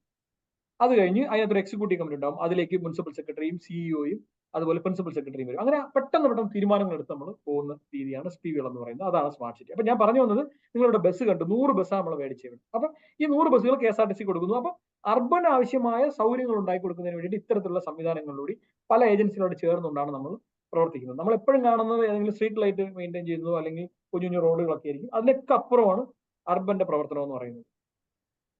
ഇനി വളരെ വലിയൊരു മിഷനറിയാണ് നമ്മൾ ഉദ്ദേശിക്കുന്നത്. ഇപ്പം നിങ്ങൾ എടുക്കുവാണെങ്കിൽ, ഞാൻ എക്സാമ്പിൾസ് ഞാൻ തിരുവനന്തപുരം കോട്ട് ചെയ്യുന്നത് നിങ്ങൾക്ക് പെട്ടെന്ന് കണക്ട് ചെയ്യാൻ വേണ്ടിയിട്ടാണ്. തിരുവനന്തപുരത്തിന്റെ ബജറ്റ് എന്ന് പറയുന്നത് 1500 കോടി രൂപയാണ്. 1500 കോടി രൂപയുടെ പ്രോജക്റ്റുകൾ സ്മാർട്ട് സിറ്റി കൂടാതെ സ്മാർട്ട് സിറ്റി എടുക്കുമ്പോൾ 2500 കോടി രൂപയുടെ പ്രോജക്റ്റുകൾ കൈകാര്യം ചെയ്യുന്ന ഒരു ഇൻസ്റ്റിറ്റ്യൂഷനാണ്. അപ്പൊ നിങ്ങൾ നാളെ ഇത് സെലക്ഷനെ കിട്ടി പ്രൊമോഷനൊക്കെ ആയി ഇത്തരത്തിലുള്ള വലിയ പ്രോജക്റ്റുകൾ കൈകാര്യം വലിയൊരു സംവിധാനത്തിലേക്കാണ് വരുന്നത് എന്നുള്ളത് മനസ്സിലാക്കിക്കൊണ്ട് ഈ ജോലിയിലേക്ക് വരിക. പലരും ഞാൻ കണ്ടിട്ടുണ്ട് ജോലിയിൽ ആദ്യം വരുമ്പോഴേക്കും ഒരു എന്തൂസിയാസം കുറച്ച് ദിവസം കഴിയുമ്പോഴേക്കും അവർക്ക് ഈ പൊളിറ്റിക്കൽ ആയിട്ടുള്ള സംവിധാനത്തോട് ചേർന്ന് പ്രവർത്തിക്കുന്നതിന്റെ ബുദ്ധിമുട്ടുകൾ കൊണ്ട് ബുദ്ധിമുട്ടല്ല, അത് അവരുടെ കാഴ്ചപ്പാടിന്റെ പ്രശ്നമാണ്. നമ്മൾ എന്ന് പറയുന്നത് ഇന്ത്യ എന്ന് പറയുന്നത് അതാണ്. അതിനെ റെസ്പെക്ട് ചെയ്യുകയും അതിനെ നല്ലവണ്ണം കാണുകയും ചെയ്യുന്നവർക്ക് അതിനോടൊപ്പം ചേർന്ന് പ്രവർത്തിക്കുന്നത് ഭയങ്കര സന്തോഷമുള്ള കാര്യമാണ്. കാരണം നമ്മൾ മിടുക്കന്മാരെന്ന് പലപ്പോഴും കരുതപ്പോഴും നമ്മളെക്കാളും ഒരുപാട് മിടുക്കന്മാരാണ് അവർ എന്ന് നമ്മൾ മനസ്സിലാക്കുകയും നമ്മളൊരു പരീക്ഷ മാത്രം പാസ്സായി വന്നവരാണെന്ന് മനസ്സിലാക്കുകയും ചെയ്യുമ്പോൾ നമുക്ക് അവരുടെ കഴിവും കാര്യങ്ങളൊക്കെ മനസ്സിലാവും. തോമസ് ഐസക് സാറും പറഞ്ഞിരുന്നു ഒരു നഗരസഭയുടെ ബഡ്ജറ്റ് എന്ന് പറഞ്ഞാൽ തന്നെ ഭയങ്കര ഹ്യൂമങ്കസ് ആണ് സാറും പറഞ്ഞിരുന്നു. ബ്യൂട്ടിഫുൾ. നിങ്ങൾക്ക് ഒരു സംസ്ഥാന ബഡ്ജറ്റ് കാണുന്നതിനേക്കാളും മനോഹരമായിരിക്കും. നിങ്ങൾ എവിടെ മിനിസ്ക്യൂൾ ആയിട്ടുള്ള കാര്യങ്ങൾ മനുഷ്യന്റെ ഏറ്റവും താഴെ പോയിട്ട് പെൻഷൻ മുതൽ ഏറ്റവും മുകളിലുള്ള ഞാൻ പറഞ്ഞ സ്മാർട്ട് സിറ്റി വലിയ വലിയ കാര്യങ്ങൾ വരെ നമ്മൾ അഡ്രസ് ചെയ്യും. Basic communities, infrastructure, water supply, തൊടാത്ത മേഖലയില്ല. നിങ്ങൾക്കറിയാം കോൺസ്റ്റിറ്റ്യൂഷനിൽ 18 ഷെഡ്യൂളിൽ 18 ഐറ്റംസ് ആണ് മുനിസിപ്പാലിറ്റിക്ക് വേണ്ടി കൊടുത്തിരിക്കുന്നത്, നഗരങ്ങൾക്ക് വേണ്ടി കൊടുത്തിരിക്കുന്നത്. ആ 18 ഐറ്റംസിൽ നിയമം ഉണ്ടാക്കണം സ്റ്റേറ്റുകൾ. അത്തരത്തിലാണ് നമ്മൾ മുനിസിപ്പൽ ആക്ട് ഉണ്ടാക്കിയിരിക്കുന്നത്. അതിൽ നമ്മൾ എല്ലാ സാധനവും എടുത്തിട്ടില്ല. അത് കാരണമാണ് നമ്മൾ പലതും KSRTCക്കും വാട്ടർ അതോറിറ്റിക്കും കൊടുത്തിരിക്കുന്നത്. അപ്പൊ അങ്ങനെയുള്ള കാര്യങ്ങളാണ് ചെയ്തത്. ഇനി നിങ്ങൾക്ക് കേരളം ചെയ്യുന്നില്ല എന്ന് ഞാൻ പറയുന്നില്ല. തൃശ്ശൂർ കോർപ്പറേഷൻ എടുത്തു കഴിഞ്ഞാൽ തൃശ്ശൂർ കോർപ്പറേഷനിൽ ഇതെല്ലാം ചെയ്യുന്നുണ്ട്. തൃശ്ശൂർ കോർപ്പറേഷൻ വാട്ടർ സപ്ലൈയിലും അതുപോലെ തൃശ്ശൂർ കോർപ്പറേഷൻ ഇലക്ട്രിസിറ്റിയും സപ്ലൈ ചെയ്യുന്നുണ്ട്. അവിടെ KCB അല്ല സപ്ലൈ ചെയ്യുന്നത്. അപ്പൊ നമുക്ക് അങ്ങനെ ഒരു മോഡൽ ഉണ്ട് കേരളത്തിൽ. ഇനി നമുക്ക് എന്താണ് ഫണ്ടിങ് എന്ന് മനസ്സിലാക്കണം. ഈ പറഞ്ഞ അർബനൈസേഷന് വേണ്ടി എന്ത് ഫണ്ടാണ് വരുന്നത്? ഒരു വോളിയം നിങ്ങൾക്ക് ഇപ്പൊ മനസ്സിലായിട്ടുണ്ട്, ഞാൻ പറഞ്ഞ വോളിയം മനസ്സിലായിട്ടുണ്ടാവും. ഇത് നമുക്ക് പല വഴികളിലൂടെയാണ് അർബൻ ലോക്കൽ ബോഡികൾക്ക് ഫണ്ട് വരുന്നത് കേരളത്തിൽ. ഒന്ന് പറയുന്നത് സംസ്ഥാന ബജറ്റാണ്. ഇപ്പൊ സംസ്ഥാന ബജറ്റിന്റെ ഒരു 25% ടു ഒരു 30% ലോക്കൽ ബോഡിയൊക്കെ കൊടുക്കുന്നത്. അതിൽ നല്ല എമൗണ്ടും അർബൻ ലോക്കൽ ബോഡിയൊക്കെ വരുന്നുണ്ട്. അപ്പൊ അതിൽ സംസ്ഥാന സർക്കാർ കുറെ റെസ്ട്രിക്ഷൻസ് വെക്കും. ഈ തരുന്ന പൈസകളെ എങ്ങനെ നമ്മൾ പ്രോജക്റ്റുകൾക്ക് മാറ്റിവെക്കണം, ചെലവഴിക്കണം എന്ന് പറഞ്ഞിട്ട്. അപ്പൊ അതിനകത്ത് അവരൊരു ബാർ വെച്ചിട്ടുണ്ട്. 20% കേരളത്തിൽ സംസ്ഥാന ബജറ്റിലൂടെ ലോക്കൽ ബോഡി അർബൻ ലോക്കൽ ബോഡിക്ക് തരുന്ന പൈസയുടെ 20% നമ്മൾ ഹൗസിങ്ങിന് മാറ്റിവെക്കണമെന്ന് പറയുന്നു.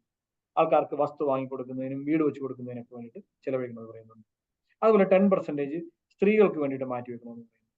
അതുപോലെ കുട്ടികൾക്ക് മാറ്റിവെക്കണമെന്ന് പറയുന്നുണ്ട്. ഇങ്ങനെ പല വിഭാഗങ്ങൾക്ക് മാറ്റിവെച്ച് ഒരു 50% പൈസ നമ്മൾ, അതായത് നാട്ടിലുണ്ടാവേണ്ട നമ്മളൊരു വളരെ സോഷ്യലിസ്റ്റിക് ആയിട്ടുള്ള അല്ലെങ്കിൽ വളരെ ഇൻക്ലൂസീവ് ആയിട്ടൊരു സൊസൈറ്റിയാണ്. ഏറ്റവും താഴെക്കിടയുള്ള ആൾക്കാരെ കൈപിടിച്ചു കൊടുത്തുകൊണ്ടാണ് നമ്മൾ ഹ്യൂമൻ ഡെവലപ്മെന്റ് ഇൻഡസ്ട്രിയിൽ ഇത്രയും ഉയർന്നു വന്നത്. അതിന് കാരണം നമ്മളെ ഈ ജനകീയാസൂത്രണ പദ്ധതി തന്നെയാണ്. അതിനകത്ത് സർക്കാർ കാര്യമായ ഒരു എന്താ പറയുക പോളിസി എങ്ങനെ നടപ്പിലാക്കുക എന്നുള്ള പോളിസി, സ്റ്റേറ്റ് എടുക്കുന്ന പോളിസികളെ, ഇപ്പം പാവപ്പെട്ട എല്ലാവർക്കും പെൻഷൻ കിട്ടണം, അല്ലെങ്കിൽ വീടില്ലാത്തവന് വീട് കിട്ടണം എന്ന് പറയും. സ്കൂളുകൾക്ക് അടിസ്ഥാന സൗകര്യം ഉണ്ടാക്കണം എന്ന് പറയുമ്പോഴേക്കും എങ്ങനെ ചെയ്യും? വിദ്യാഭ്യാസ വകുപ്പിന് കൊടുത്തു കഴിഞ്ഞാൽ വിദ്യാഭ്യാസ വകുപ്പ് ഏറ്റവും ടോപ്പ് ലെവൽ ഇലക്ടഡ് റെപ്രസെന്റേറ്റീവ് താഴെ ലെവലിലേക്ക് മൊത്തം ബ്യൂറോക്രാറ്റ്സ് ആണ്. അപ്പൊ അവർക്ക് ആ പൾസ് മനസ്സിലാവണമെന്നില്ല. അപ്പൊ നമ്മൾ ലോക്കൽ ബോഡികളെ ഏൽപ്പിച്ചു. അതല്ല, അത് ട്രാൻസ്ഫേർഡ് ഇൻസ്റ്റിറ്റ്യൂഷൻ എന്നാ പറയുന്നതിന്. ലോക്കൽ ബോഡികൾ അടിസ്ഥാന സൗകര്യം ഒരുക്കാൻ വേണ്ടിയിട്ട് നിയന്ത്രിക്കാൻ വേണ്ടിയിട്ട് ഏൽപ്പിച്ച ഇൻസ്റ്റിറ്റ്യൂഷൻസിന് ട്രാൻസ്ഫേർഡ് ഇൻസ്റ്റിറ്റ്യൂഷൻ എന്ന് പറയുന്നത്. അത് നമ്മൾ 1994 ഈ ആക്ട് മുഖാന്തരം ജനകീയാസൂത്രണത്തിന്റെ വഴി കൊണ്ടുവന്നൊരു കാര്യമാണ്. അതാണ് വെറ്റിനറി ഹോസ്പിറ്റലുകൾ, താലൂക്ക് ആശുപത്രികൾ, ജില്ലാ ആശുപത്രികൾ, സ്കൂളുകൾ, അംഗനവാടികൾ, ഇങ്ങനെ ഒരുപാട് സംവിധാനങ്ങളെ സർക്കാർ നേരെ ലോക്കൽ ബോഡികൾ കൈമാറി. അതിന്റെ ഫണ്ടും ഫംഗ്ഷണറീസും നമുക്ക് കിട്ടി, അടിസ്ഥാന സൗകര്യങ്ങളും കിട്ടി.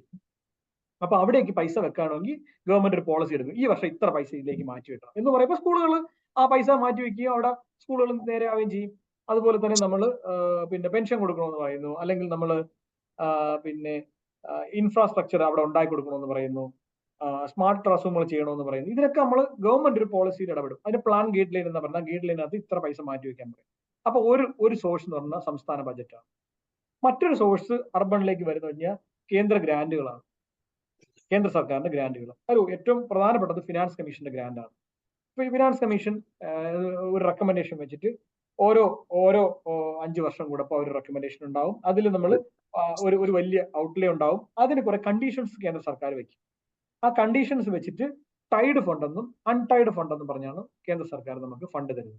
ഇപ്പൊ ടൈഡ് ഫണ്ട് എന്ന് പറഞ്ഞു കഴിഞ്ഞാൽ നിശ്ചിത മേഖലയ്ക്ക് മാത്രമേ അത് ചെലവഴിക്കാൻ പാടുള്ളൂ കേന്ദ്ര സർക്കാർ തരുന്ന പൈസ. ഉദാഹരണം, അവർ പറയുന്ന പ്രധാന മേഖല വാട്ടർ സപ്ലൈ, സാനിറ്റേഷൻ, ഈ പ്രധാന 2 മേഖലയാണ്. ഈ മേഖലയിൽ ഇത്ര ശതമാനം ചെലവഴിക്കണം എന്ന് പറയും. അപ്പൊ അതിനകത്ത് നമുക്ക് ആ ഫണ്ട് വേറൊന്നും ചിലവഴിക്കാൻ കഴിയില്ല. മുനിസിപ്പാലിറ്റികൾക്ക് അതിനകത്തൊരു ലിവറേജ് കൊടുത്തിട്ടുണ്ട്. അവർക്ക് 40% പൈസ അങ്ങനെ ടൈഡ് ചെയ്താൽ മതി, 60% ടൈഡ് ചെയ്താൽ മതി, 40% ഉപയോഗിക്കാം. പക്ഷേ കോർപ്പറേഷനുകൾക്ക് ടൈഡ് ആയിട്ട് തരുന്ന പൈസ അങ്ങനെ മാത്രമേ ഉപയോഗിക്കാൻ പാടുള്ളൂ. അപ്പൊ അത്തരത്തിൽ ഫണ്ട് കേന്ദ്രത്തിൽ നിന്ന് ഫിനാൻസ് കമ്മീഷൻ ഗ്രാൻഡ് ആയിട്ട് വരും. ഇനി വരുന്ന മറ്റു പൈസ സെൻട്രലി സ്പോൺസേഡ് സ്കീംസ് ആണ്. അപ്പൊ അതെന്താണെന്ന് നിങ്ങൾ മനസ്സിലാക്കിയിരിക്കണം. സെൻട്രലി സ്പോൺസേഡ് സ്കീമും സെൻട്രൽ സെക്ടർ സ്കീമുകളും ഉണ്ട്. സെൻട്രലി സ്പോൺസേഡ് സ്കീംസ് എന്ന് പറഞ്ഞു കഴിഞ്ഞാൽ കേന്ദ്രവും സംസ്ഥാനവും ഫണ്ട് ഷെയർ ചെയ്യും. അതായത് ഒരു 60-40 റേഷ്യോയിലോ 75-25 റേഷ്യോയിലോ ഫണ്ട് ഷെയർ ചെയ്യുന്നതിനെയാണ് സെൻട്രലി സ്പോൺസേഡ് സ്കീം എന്ന് പറയുന്നത്. അത് സ്റ്റേറ്റുകളനുസരിച്ച് മാറി. ഇപ്പൊ നോർത്ത് ഈസ്റ്റേൺ സ്റ്റേറ്റിൽ സെൻട്രലി സ്പോൺസേഡ് സ്കീം 90-10 ആയിരിക്കും, ചിലർക്ക് 75-25 ആയിരിക്കും. സ്റ്റേറ്റിന്റെ സാമ്പത്തിക നിധിയും കാര്യങ്ങളൊക്കെ നോക്കിയിട്ടാണ്. ഇപ്പൊ പണ്ട് ബീമാരു സ്റ്റേറ്റ് എന്നൊക്കെ പറഞ്ഞാൽ നിങ്ങൾക്ക് അറിയായിരിക്കുമല്ലോ, ബീഹാർ, ഒറീസ. അപ്പൊ അവിടെയൊക്കെ കേന്ദ്ര ഗവൺമെന്റ് ലിവറേജ് എടുക്കും. പക്ഷെ കേരളത്തെ സംബന്ധിച്ചോളം മെജോറിറ്റി സെൻട്രലി സ്പോൺസേഡ് സ്കീമും 60-40 ആണ്. 40 സംസ്ഥാനം കൊണ്ടുവരും, 60 കേന്ദ്രം കൊണ്ടുവരും. അങ്ങനെ ഒരു പ്രോജക്ട് നടപ്പിലാക്കും. ഇപ്പൊ നമുക്ക് ഉദാഹരണം ഇപ്പൊ എടുക്കുകയാണെങ്കിൽ അർബൻ ലൈവ്ലിഹുഡ് മിഷൻസ്, സംസ്ഥാന സർക്കാർ കേന്ദ്ര രാഷ്ട്ര പദ്ധതിയായിട്ടുള്ള സെൻട്രലി സ്പോൺസേഡ് സ്കീമാണ് അർബൻ ലൈവ്ലിഹുഡ് മിഷൻ.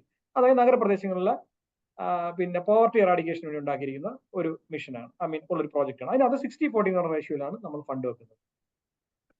ഹൗസിംഗ് എടുക്കുകയാണെങ്കിൽ ഇപ്പൊ PMAY എന്ന് പറഞ്ഞ പ്രോജക്റ്റ്, അത് സെൻട്രലി സ്പോൺസേഡ് സ്കീമാണ്. അതിനെടുക്കുകയാണെങ്കിൽ അതിനകത്ത് 75-25 എന്ന റേഷ്യോയിലാണ് വരുന്നത്.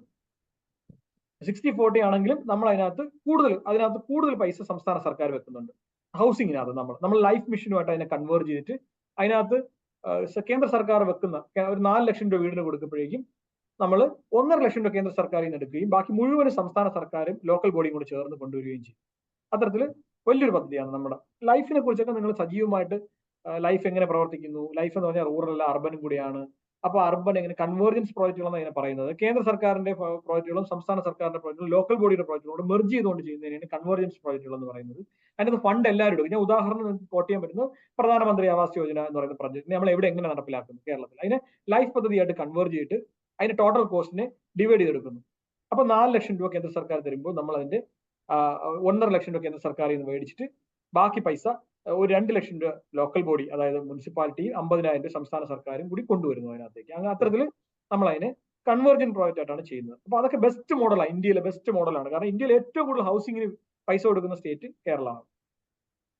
അപ്പൊ ഇതൊക്കെ നമ്മൾ ഹൗസിംഗ് ഒരു മേഖലയാണ്. ഹൗസിംഗ് നമ്മൾ അർബൻ പോവർട്ടി എന്ന് പറയുന്ന ഒരു പ്രധാന ഏരിയയാണ്. അർബൻ പോവർട്ടിയെ കുറിച്ച് ചോദിച്ചേക്കാം. അർബൻ പോവർട്ടിയിൽ ഒരു പ്രധാന ഏരിയയാണ് സാനിറ്റേഷനും അതുപോലെ ഈ അടിസ്ഥാന സൗകര്യങ്ങൾ എന്ന് പറഞ്ഞാൽ പോവർട്ടി എന്ന് പറഞ്ഞാൽ ഫുഡ് കഴിക്കാതിരിക്കുന്നത് മാത്രമല്ല, പല കമ്പോണന്റിലും ഒന്നാണ്. അപ്പൊ അതിനകത്ത് ഹൗസിംഗ് ഒരു പ്രധാന ഏരിയയാണ്. ഹൗസിംഗ് അഡ്രസ് ചെയ്താൽ പോവർട്ടി നമ്മൾ ഇൻഡെക്സ് ഉയർന്നു വരും. അതുകൊണ്ടാണ് നമ്മൾ പോവർട്ടി ഇൻഡെക്സിനൊക്കെ വളരെ ഉയർന്നു പോകാൻ കഴിഞ്ഞത്. നമുക്ക് വലിയ നമ്പർ നമ്മൾ അതിനകത്ത് അച്ചീവ് ചെയ്യാൻ കഴിഞ്ഞു എന്നുള്ളതാണ്. അപ്പൊ ഞാൻ ഫണ്ട് സോഴ്സ് പറഞ്ഞു. ഒന്ന് സെൻട്രലി സ്പോൺസേഡ് സ്കീം പറഞ്ഞു, പ്ലാൻ ഫണ്ട് പറഞ്ഞാൽ സംസ്ഥാന സർക്കാർ തരുന്ന പൈസ പറഞ്ഞു, ഫിനാൻസ് കമ്മീഷൻ ഗ്രാന്റ് പറഞ്ഞു. ഇനി വരുന്നത് സെൻട്രൽ സെക്ടർ സ്കീമുകളാണ്. എന്താണ് സെൻട്രൽ സെക്ടർ സ്കീം എന്ന് പറഞ്ഞാൽ പൂർണ്ണമായിട്ടും കേന്ദ്ര സർക്കാർ പൈസ തരും. അതിനകത്ത് നമ്മൾ ഒരു പൈസയും സംസ്ഥാന സർക്കാർ വെക്കേണ്ടി വരില്ല. അപ്പൊ സെൻട്രൽ സെക്ടർ സ്കീമുകളൊക്കെ നിങ്ങൾ വെറുതെ ഒന്ന് ഗൂഗിൾ ചെയ്ത് കഴിഞ്ഞാൽ നിങ്ങൾക്ക് അതിനകത്ത് ഏതൊക്കെ പ്രോജക്റ്റുകളാണ് കിട്ടും. അതൊക്കെ ഒരു എക്സാമ്പിൾ ഒക്കെ ഒന്ന് നോക്കി. അതിനകത്ത് സംസ്ഥാന സർക്കാരിന്റെ പൈസയൊന്നും കാണത്തില്ല. പക്ഷെ നടപ്പിലാക്കുന്നത്, അതിന്റെ ലാൻഡ് ഐഡന്റിഫൈ ചെയ്യുന്നത്, അതിന്റെ ബെനിഫിഷ്യറി ഐഡന്റിഫൈ ചെയ്യുന്നത്, ഇംപ്ലിമെന്റ് ചെയ്യുന്നതൊക്കെ സംസ്ഥാന മെഷീനറി ആയിരിക്കും എന്നുള്ളതാണ്. ഇനി അർബന്റെ ഒരു ചലനാത്മക എന്ന് പറയുന്നത് പ്രോജക്റ്റുകൾ നടപ്പിലാക്കാനുള്ള മിഷൻ മോഡിൽ നടപ്പിലാക്കുന്നതാണ്. അപ്പൊ മിഷൻ മോഡ് പ്രോജക്റ്റുകൾ എന്തെന്നുള്ളത് നോക്കി വെക്കാം. ഉദാഹരണം നമ്മൾ ഇപ്പൊ കുടുംബശ്രീ എന്ന് പറയുന്ന ഒരു മിഷനാണ്, നിങ്ങൾ കേട്ടിട്ടുണ്ടാവുമല്ലോ, കുടുംബശ്രീ മിഷൻ എന്നാ കേട്ടിട്ടുള്ളത്. നമ്മൾ കുടുംബശ്രീയെ പറ്റി മനസ്സിലാക്കിയിരിക്കുന്നത് വളരെ അയൽക്കൂട്ടങ്ങളെ കുറിച്ചോ അല്ലെങ്കിൽ SHG ഗ്രൂപ്പുകൾ എന്നൊക്കെ ആയിരിക്കും മനസ്സിലാക്കിയത്. അതിനേക്കാളൊക്കെ എത്രയോ വലുതാണ്. നിങ്ങൾ കുടുംബശ്രീയെ കുറിച്ചൊക്കെ വായിച്ചു വെക്കണം, പരീക്ഷയ്ക്ക് എഴുതണം, നല്ല മാർക്ക് സ്കോർ ചെയ്യാൻ പറ്റുന്ന സാധനമാണ്. ലോകത്തിന്റെ ഒരു മോഡലാണ് കുടുംബശ്രീ. 45 ലക്ഷം സ്ത്രീകൾ വർക്ക് ചെയ്യുന്നു. അർബണിൽ തുടങ്ങിയ സാധനമാണ്. അതുകൊണ്ടാണ് ഞാൻ അർബൻ ഗവേണൻസുമായിട്ട് കണക്ട് ചെയ്ത് പറയുന്നത്. ആലപ്പുഴ തുടങ്ങിയതാണ്. നിങ്ങൾ ക്ലാസ് എടുത്ത ഐസക് സാറൊക്കെയാണ് അതിന്റെ ഇനീഷ്യൽ ഫൗണ്ടിങ് ഫാദേഴ്സ് എന്ന് പറയുന്ന ലെവലിൽ വന്ന 3 പേരിൽ ഒരാളാണ് ഐസക് സാർ. ആലപ്പുഴ മുനിസിപ്പാലിറ്റിയിലാണ് അത് ആദ്യമായിട്ട് നമ്മൾ പരീക്ഷിക്കുന്നത്. CDS എന്ന് പറയുന്നത് നിങ്ങൾ CDS എന്ന് കേട്ടിട്ടുണ്ടാവല്ലോ, CDS ഇലക്ഷൻ എന്ന് കേട്ടിട്ടുണ്ടാവും. അയൽക്കൂട്ടങ്ങൾ 3 ലെയറാണ്. NHGs, neighbourhood groups, area level federation, city level federation. അതിനകത്ത് CDS എന്ന് പറയുന്നത് സാധനം അതാണ് ലോക്കൽ ബോഡി ലെവലിൽ വരുന്നത്. അതായിരുന്നു നമ്മൾ ആദ്യം പരീക്ഷിച്ച ആലപ്പുഴ. അത് കഴിഞ്ഞിട്ടാണ് അത് എസ്കലേറ്റ് ചെയ്ത് ഇത്രയും വലിയൊരു സംവിധാനവും അതിന് ബൈലോയും നിയമവും ഒക്കെ ആയി മാറി ഇന്ന് കാണുന്ന 46 ലക്ഷം സ്ത്രീകളിലേക്ക് വന്നൊരു സാധനം. അത് അർബൻ പ്രോഡക്റ്റ് ആയിരുന്നു എന്നുള്ളതാണ്. ഇപ്പൊ റൂറലിലേക്ക് ഒരുപാട് എത്തി. റൂറലിൽ നല്ലോണം പോയി പോവർട്ടിയൊക്കെ ഇല്ലാതാക്കി നമ്മൾ എന്താ പറയുക 0.5 താഴേക്ക് നമ്മൾ വന്നത് ഇന്ന്. മറ്റു സ്റ്റേറ്റുകളൊക്കെ ചിന്തിക്കുന്നതിനേക്കാളും താഴേക്ക് ഇൻഡെക്സിൽ വന്നതിന്റെ കാരണം നമ്മൾ ഈ കുടുംബശ്രീയുടെ റോളും ഈ പറഞ്ഞ നമ്മൾ ഈ ലോക്കൽ ഗവൺമെന്റുകളുടെ റോളും പ്രധാനമാണ്. ഈ പ്രയർ ടു ഈ രണ്ട് സംവിധാനവും എന്ന് എടുത്തു കഴിഞ്ഞാൽ നമുക്ക് വേറെ ഒന്നും പറയാനുണ്ടായിരുന്നില്ല. നമ്മുടെ കുറെ കാര്യങ്ങളുണ്ട്, ഞാൻ പറഞ്ഞ ലാൻഡ് റിഫോംസും അതുപോലെ നമ്മളെ സ്റ്റാറ്റ്യൂട്ടറിയും പിന്നെ ഗവേണൻസും കാര്യങ്ങളൊക്കെ ഉണ്ടെങ്കിലും ഇവർ രണ്ടുപേരും കൊണ്ടുവന്ന ഈ പീപ്പിൾസ് മൂവ്മെന്റ് ഈ എന്താ പറയുക ഡീസെൻട്രലൈസ്ഡ് ഫോമിലുള്ള ഗവൺമെന്റുകളുടെ പ്രവർത്തനവും കുടുംബശ്രീയും പ്രധാനമാണ്. അപ്പൊ അത് എവിടെയെങ്കിലും കോട്ട് ചെയ്യാൻ പറ്റുമോ, കോട്ട് കഴിഞ്ഞാൽ നല്ല മാർക്ക് സ്കോർ ചെയ്യാൻ പറ്റുന്ന ഒരു കാര്യമാണ്. അതൊരു അക്കാഡമിക് ഇൻട്രസ്റ്റ് ഞാൻ പറഞ്ഞു തന്നേ ഉള്ളൂ. അപ്പൊ ഞാൻ അത് പറഞ്ഞു. ഇനി നമുക്ക് പറയുന്ന അപ്പൊ ഞാൻ സെൻട്രലി സ്പോൺസേർഡ് സ്കീം പറഞ്ഞു, സെൻട്രൽ സെക്ടർ സ്കീം പറഞ്ഞു, അതുപോലെ ബജറ്റ് അലോക്കേഷൻ പറഞ്ഞു, അതുപോലെ ഫിനാൻസ് കമ്മീഷൻ ഗ്രാന്റ് പറഞ്ഞു. ഇനിയുള്ളത് കേന്ദ്ര സർക്കാരിന്റെ മിഷനുകളുണ്ട്. അത് സ്വച്ഛ് ഭാരത് മിഷൻ എന്നൊക്കെ പറയും പോലെ കേന്ദ്ര സർക്കാരിന്റെ മിഷനുകളുണ്ട്. അങ്ങനെ വരുന്നത് smart city mission, Swachh Bharat mission, അതുപോലെ ഇങ്ങനെയുള്ള കുറച്ച് മിഷനുകൾ വഴി വരുന്ന പൈസകൾ ഓരോ പർപ്പസിന്. സ്വച്ഛ് ഭാരതിൽ സാനിറ്റേഷൻ ആയിരിക്കും, NULM-നകത്ത് പോവർട്ടിക്ക് ആയിരിക്കും. അങ്ങനെ വരുന്ന പൈസകൾ വേറൊരു വഴി കൂടെ കോർപ്പറേഷനുകൾക്കും മുനിസിപ്പാലിറ്റിക്കും വരുന്നുണ്ട്. അതിനകത്തൊക്കെ നമ്മൾ നമ്മുടെ ലെവലിൽ സംസ്ഥാന സർക്കാരും മുനിസിപ്പാലിറ്റികളും അവരവരുടെ കോൺട്രിബ്യൂഷൻസ് വെക്കണം. അപ്പൊ കേന്ദ്ര സർക്കാരിന്റെ പൈസ വന്നു കഴിഞ്ഞാൽ മൊത്തം കേന്ദ്ര സർക്കാരിന്റെ ആവില്ല. കാരണം ഒന്ന്, ഈ ടാക്സ് കളക്ട് ചെയ്തുകൊണ്ട് പോകുന്നത് GST കുറിച്ച് നിങ്ങൾ പറഞ്ഞിട്ടുണ്ടാവില്ല, GST ഒക്കെ പഠിക്കുന്നുണ്ടാവില്ല, GSTക്ക് അകത്തുള്ള കോൺട്രിബ്യൂഷൻ ഒക്കെ അറിയാം. SGST, CGST എന്നൊക്കെ പറഞ്ഞ് വരുന്നതിന്റെ സ്റ്റേറ്റിലേക്കും സെൻട്രലിലേക്കും അത് പോയ സാധനം കറങ്ങി തിരിഞ്ഞ് നമ്മളിലേക്ക് തന്നെ വരുന്നേ ഉള്ളൂ. നമ്മളിലേക്ക് വരുന്നില്ല, അത് മൊത്തം വേറെ അങ്ങോട്ടോ പോവാണ്. അതിന്റെ പെർസെന്റേജ് ഒക്കെ നിങ്ങൾ പഠിച്ചു വേണം, വളരെ അക്കാഡമിക് ഇൻട്രസ്റ്റ് ഉള്ള കാര്യമാണ്. സ്റ്റേറ്റുകളുടെ ഇൻഡെക്സും അവരുടെ സോഷ്യൽ സ്റ്റാറ്റസും പൊസിഷനൊക്കെ നോക്കിയിട്ട് നമ്മളെ പിരിക്കുന്ന പൈസ മറ്റ് സ്റ്റേറ്റുകൾക്കാണ് പോകുന്നത്. കാരണം നമുക്ക് കിട്ടാൻ സാധ്യത വളരെ കുറവാണ്. കാരണം നമ്മൾ സോഷ്യലി അതുപോലെ ഫിനാൻഷ്യലി പോപ്പുലേഷൻ കൺട്രോൾ ചെയ്തുകൊണ്ട് നമ്മളിപ്പോ പീനലൈസ് ചെയ്തു എന്ന് വേണമെങ്കിൽ പറയാം. നെഗറ്റീവായിട്ട് എഴുതരുത് എന്നുള്ളതേ ഉള്ളൂ, നമ്മൾ പരീക്ഷയ്ക്ക് എഴുതുള്ളൂ. പക്ഷെ മനസ്സിലാക്കപ്പോഴേക്കും മനസ്സിലാക്കേണ്ടത് ഇവിടെ നിന്ന് പിരിക്കുന്ന ടാക്സ് വേറെ എവിടെയും പോകണമെന്ന് സിമ്പിൾ ആയിട്ട് വേണമെങ്കിൽ പറയാം. അപ്പൊ അത്തരത്തിൽ വരുന്ന കാരണം ഇതൊരു ഔദാര്യമായിട്ടല്ല വരുന്നതെന്ന് കൂടി മനസ്സിലാക്കുക. അപ്പൊ ഇത്തരത്തിൽ പൈസ വരികയും ആണ് ചെയ്യുന്നത്.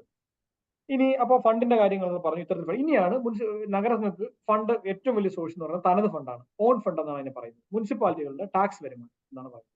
പഞ്ചായത്തുകൾ മുനിസിപ്പാലിറ്റി തമ്മിലുള്ള വ്യത്യാസം എന്ന് കഴിഞ്ഞാൽ പഞ്ചായത്തുകളുടെ സാലറി കൊടുക്കുന്നത് പഞ്ചായത്തുകളല്ല, അവിടെ സ്റ്റാഫുകളുടെയും എല്ലാം സാലറി കൊടുക്കുന്നത് സർക്കാരാണ്. മുനിസിപ്പാലിറ്റിയും കോർപ്പറേഷനുകളുടെ മൊത്തം സംവിധാനം മെയിൻറ്റെയിൻ ചെയ്യുന്നത് മുനിസിപ്പാലിറ്റിയുടെ തനത് റിസോഴ്സിൽ ആയിരിക്കണം. അത് സർക്കാർ അതിന് പൈസ കൊടുക്കില്ല.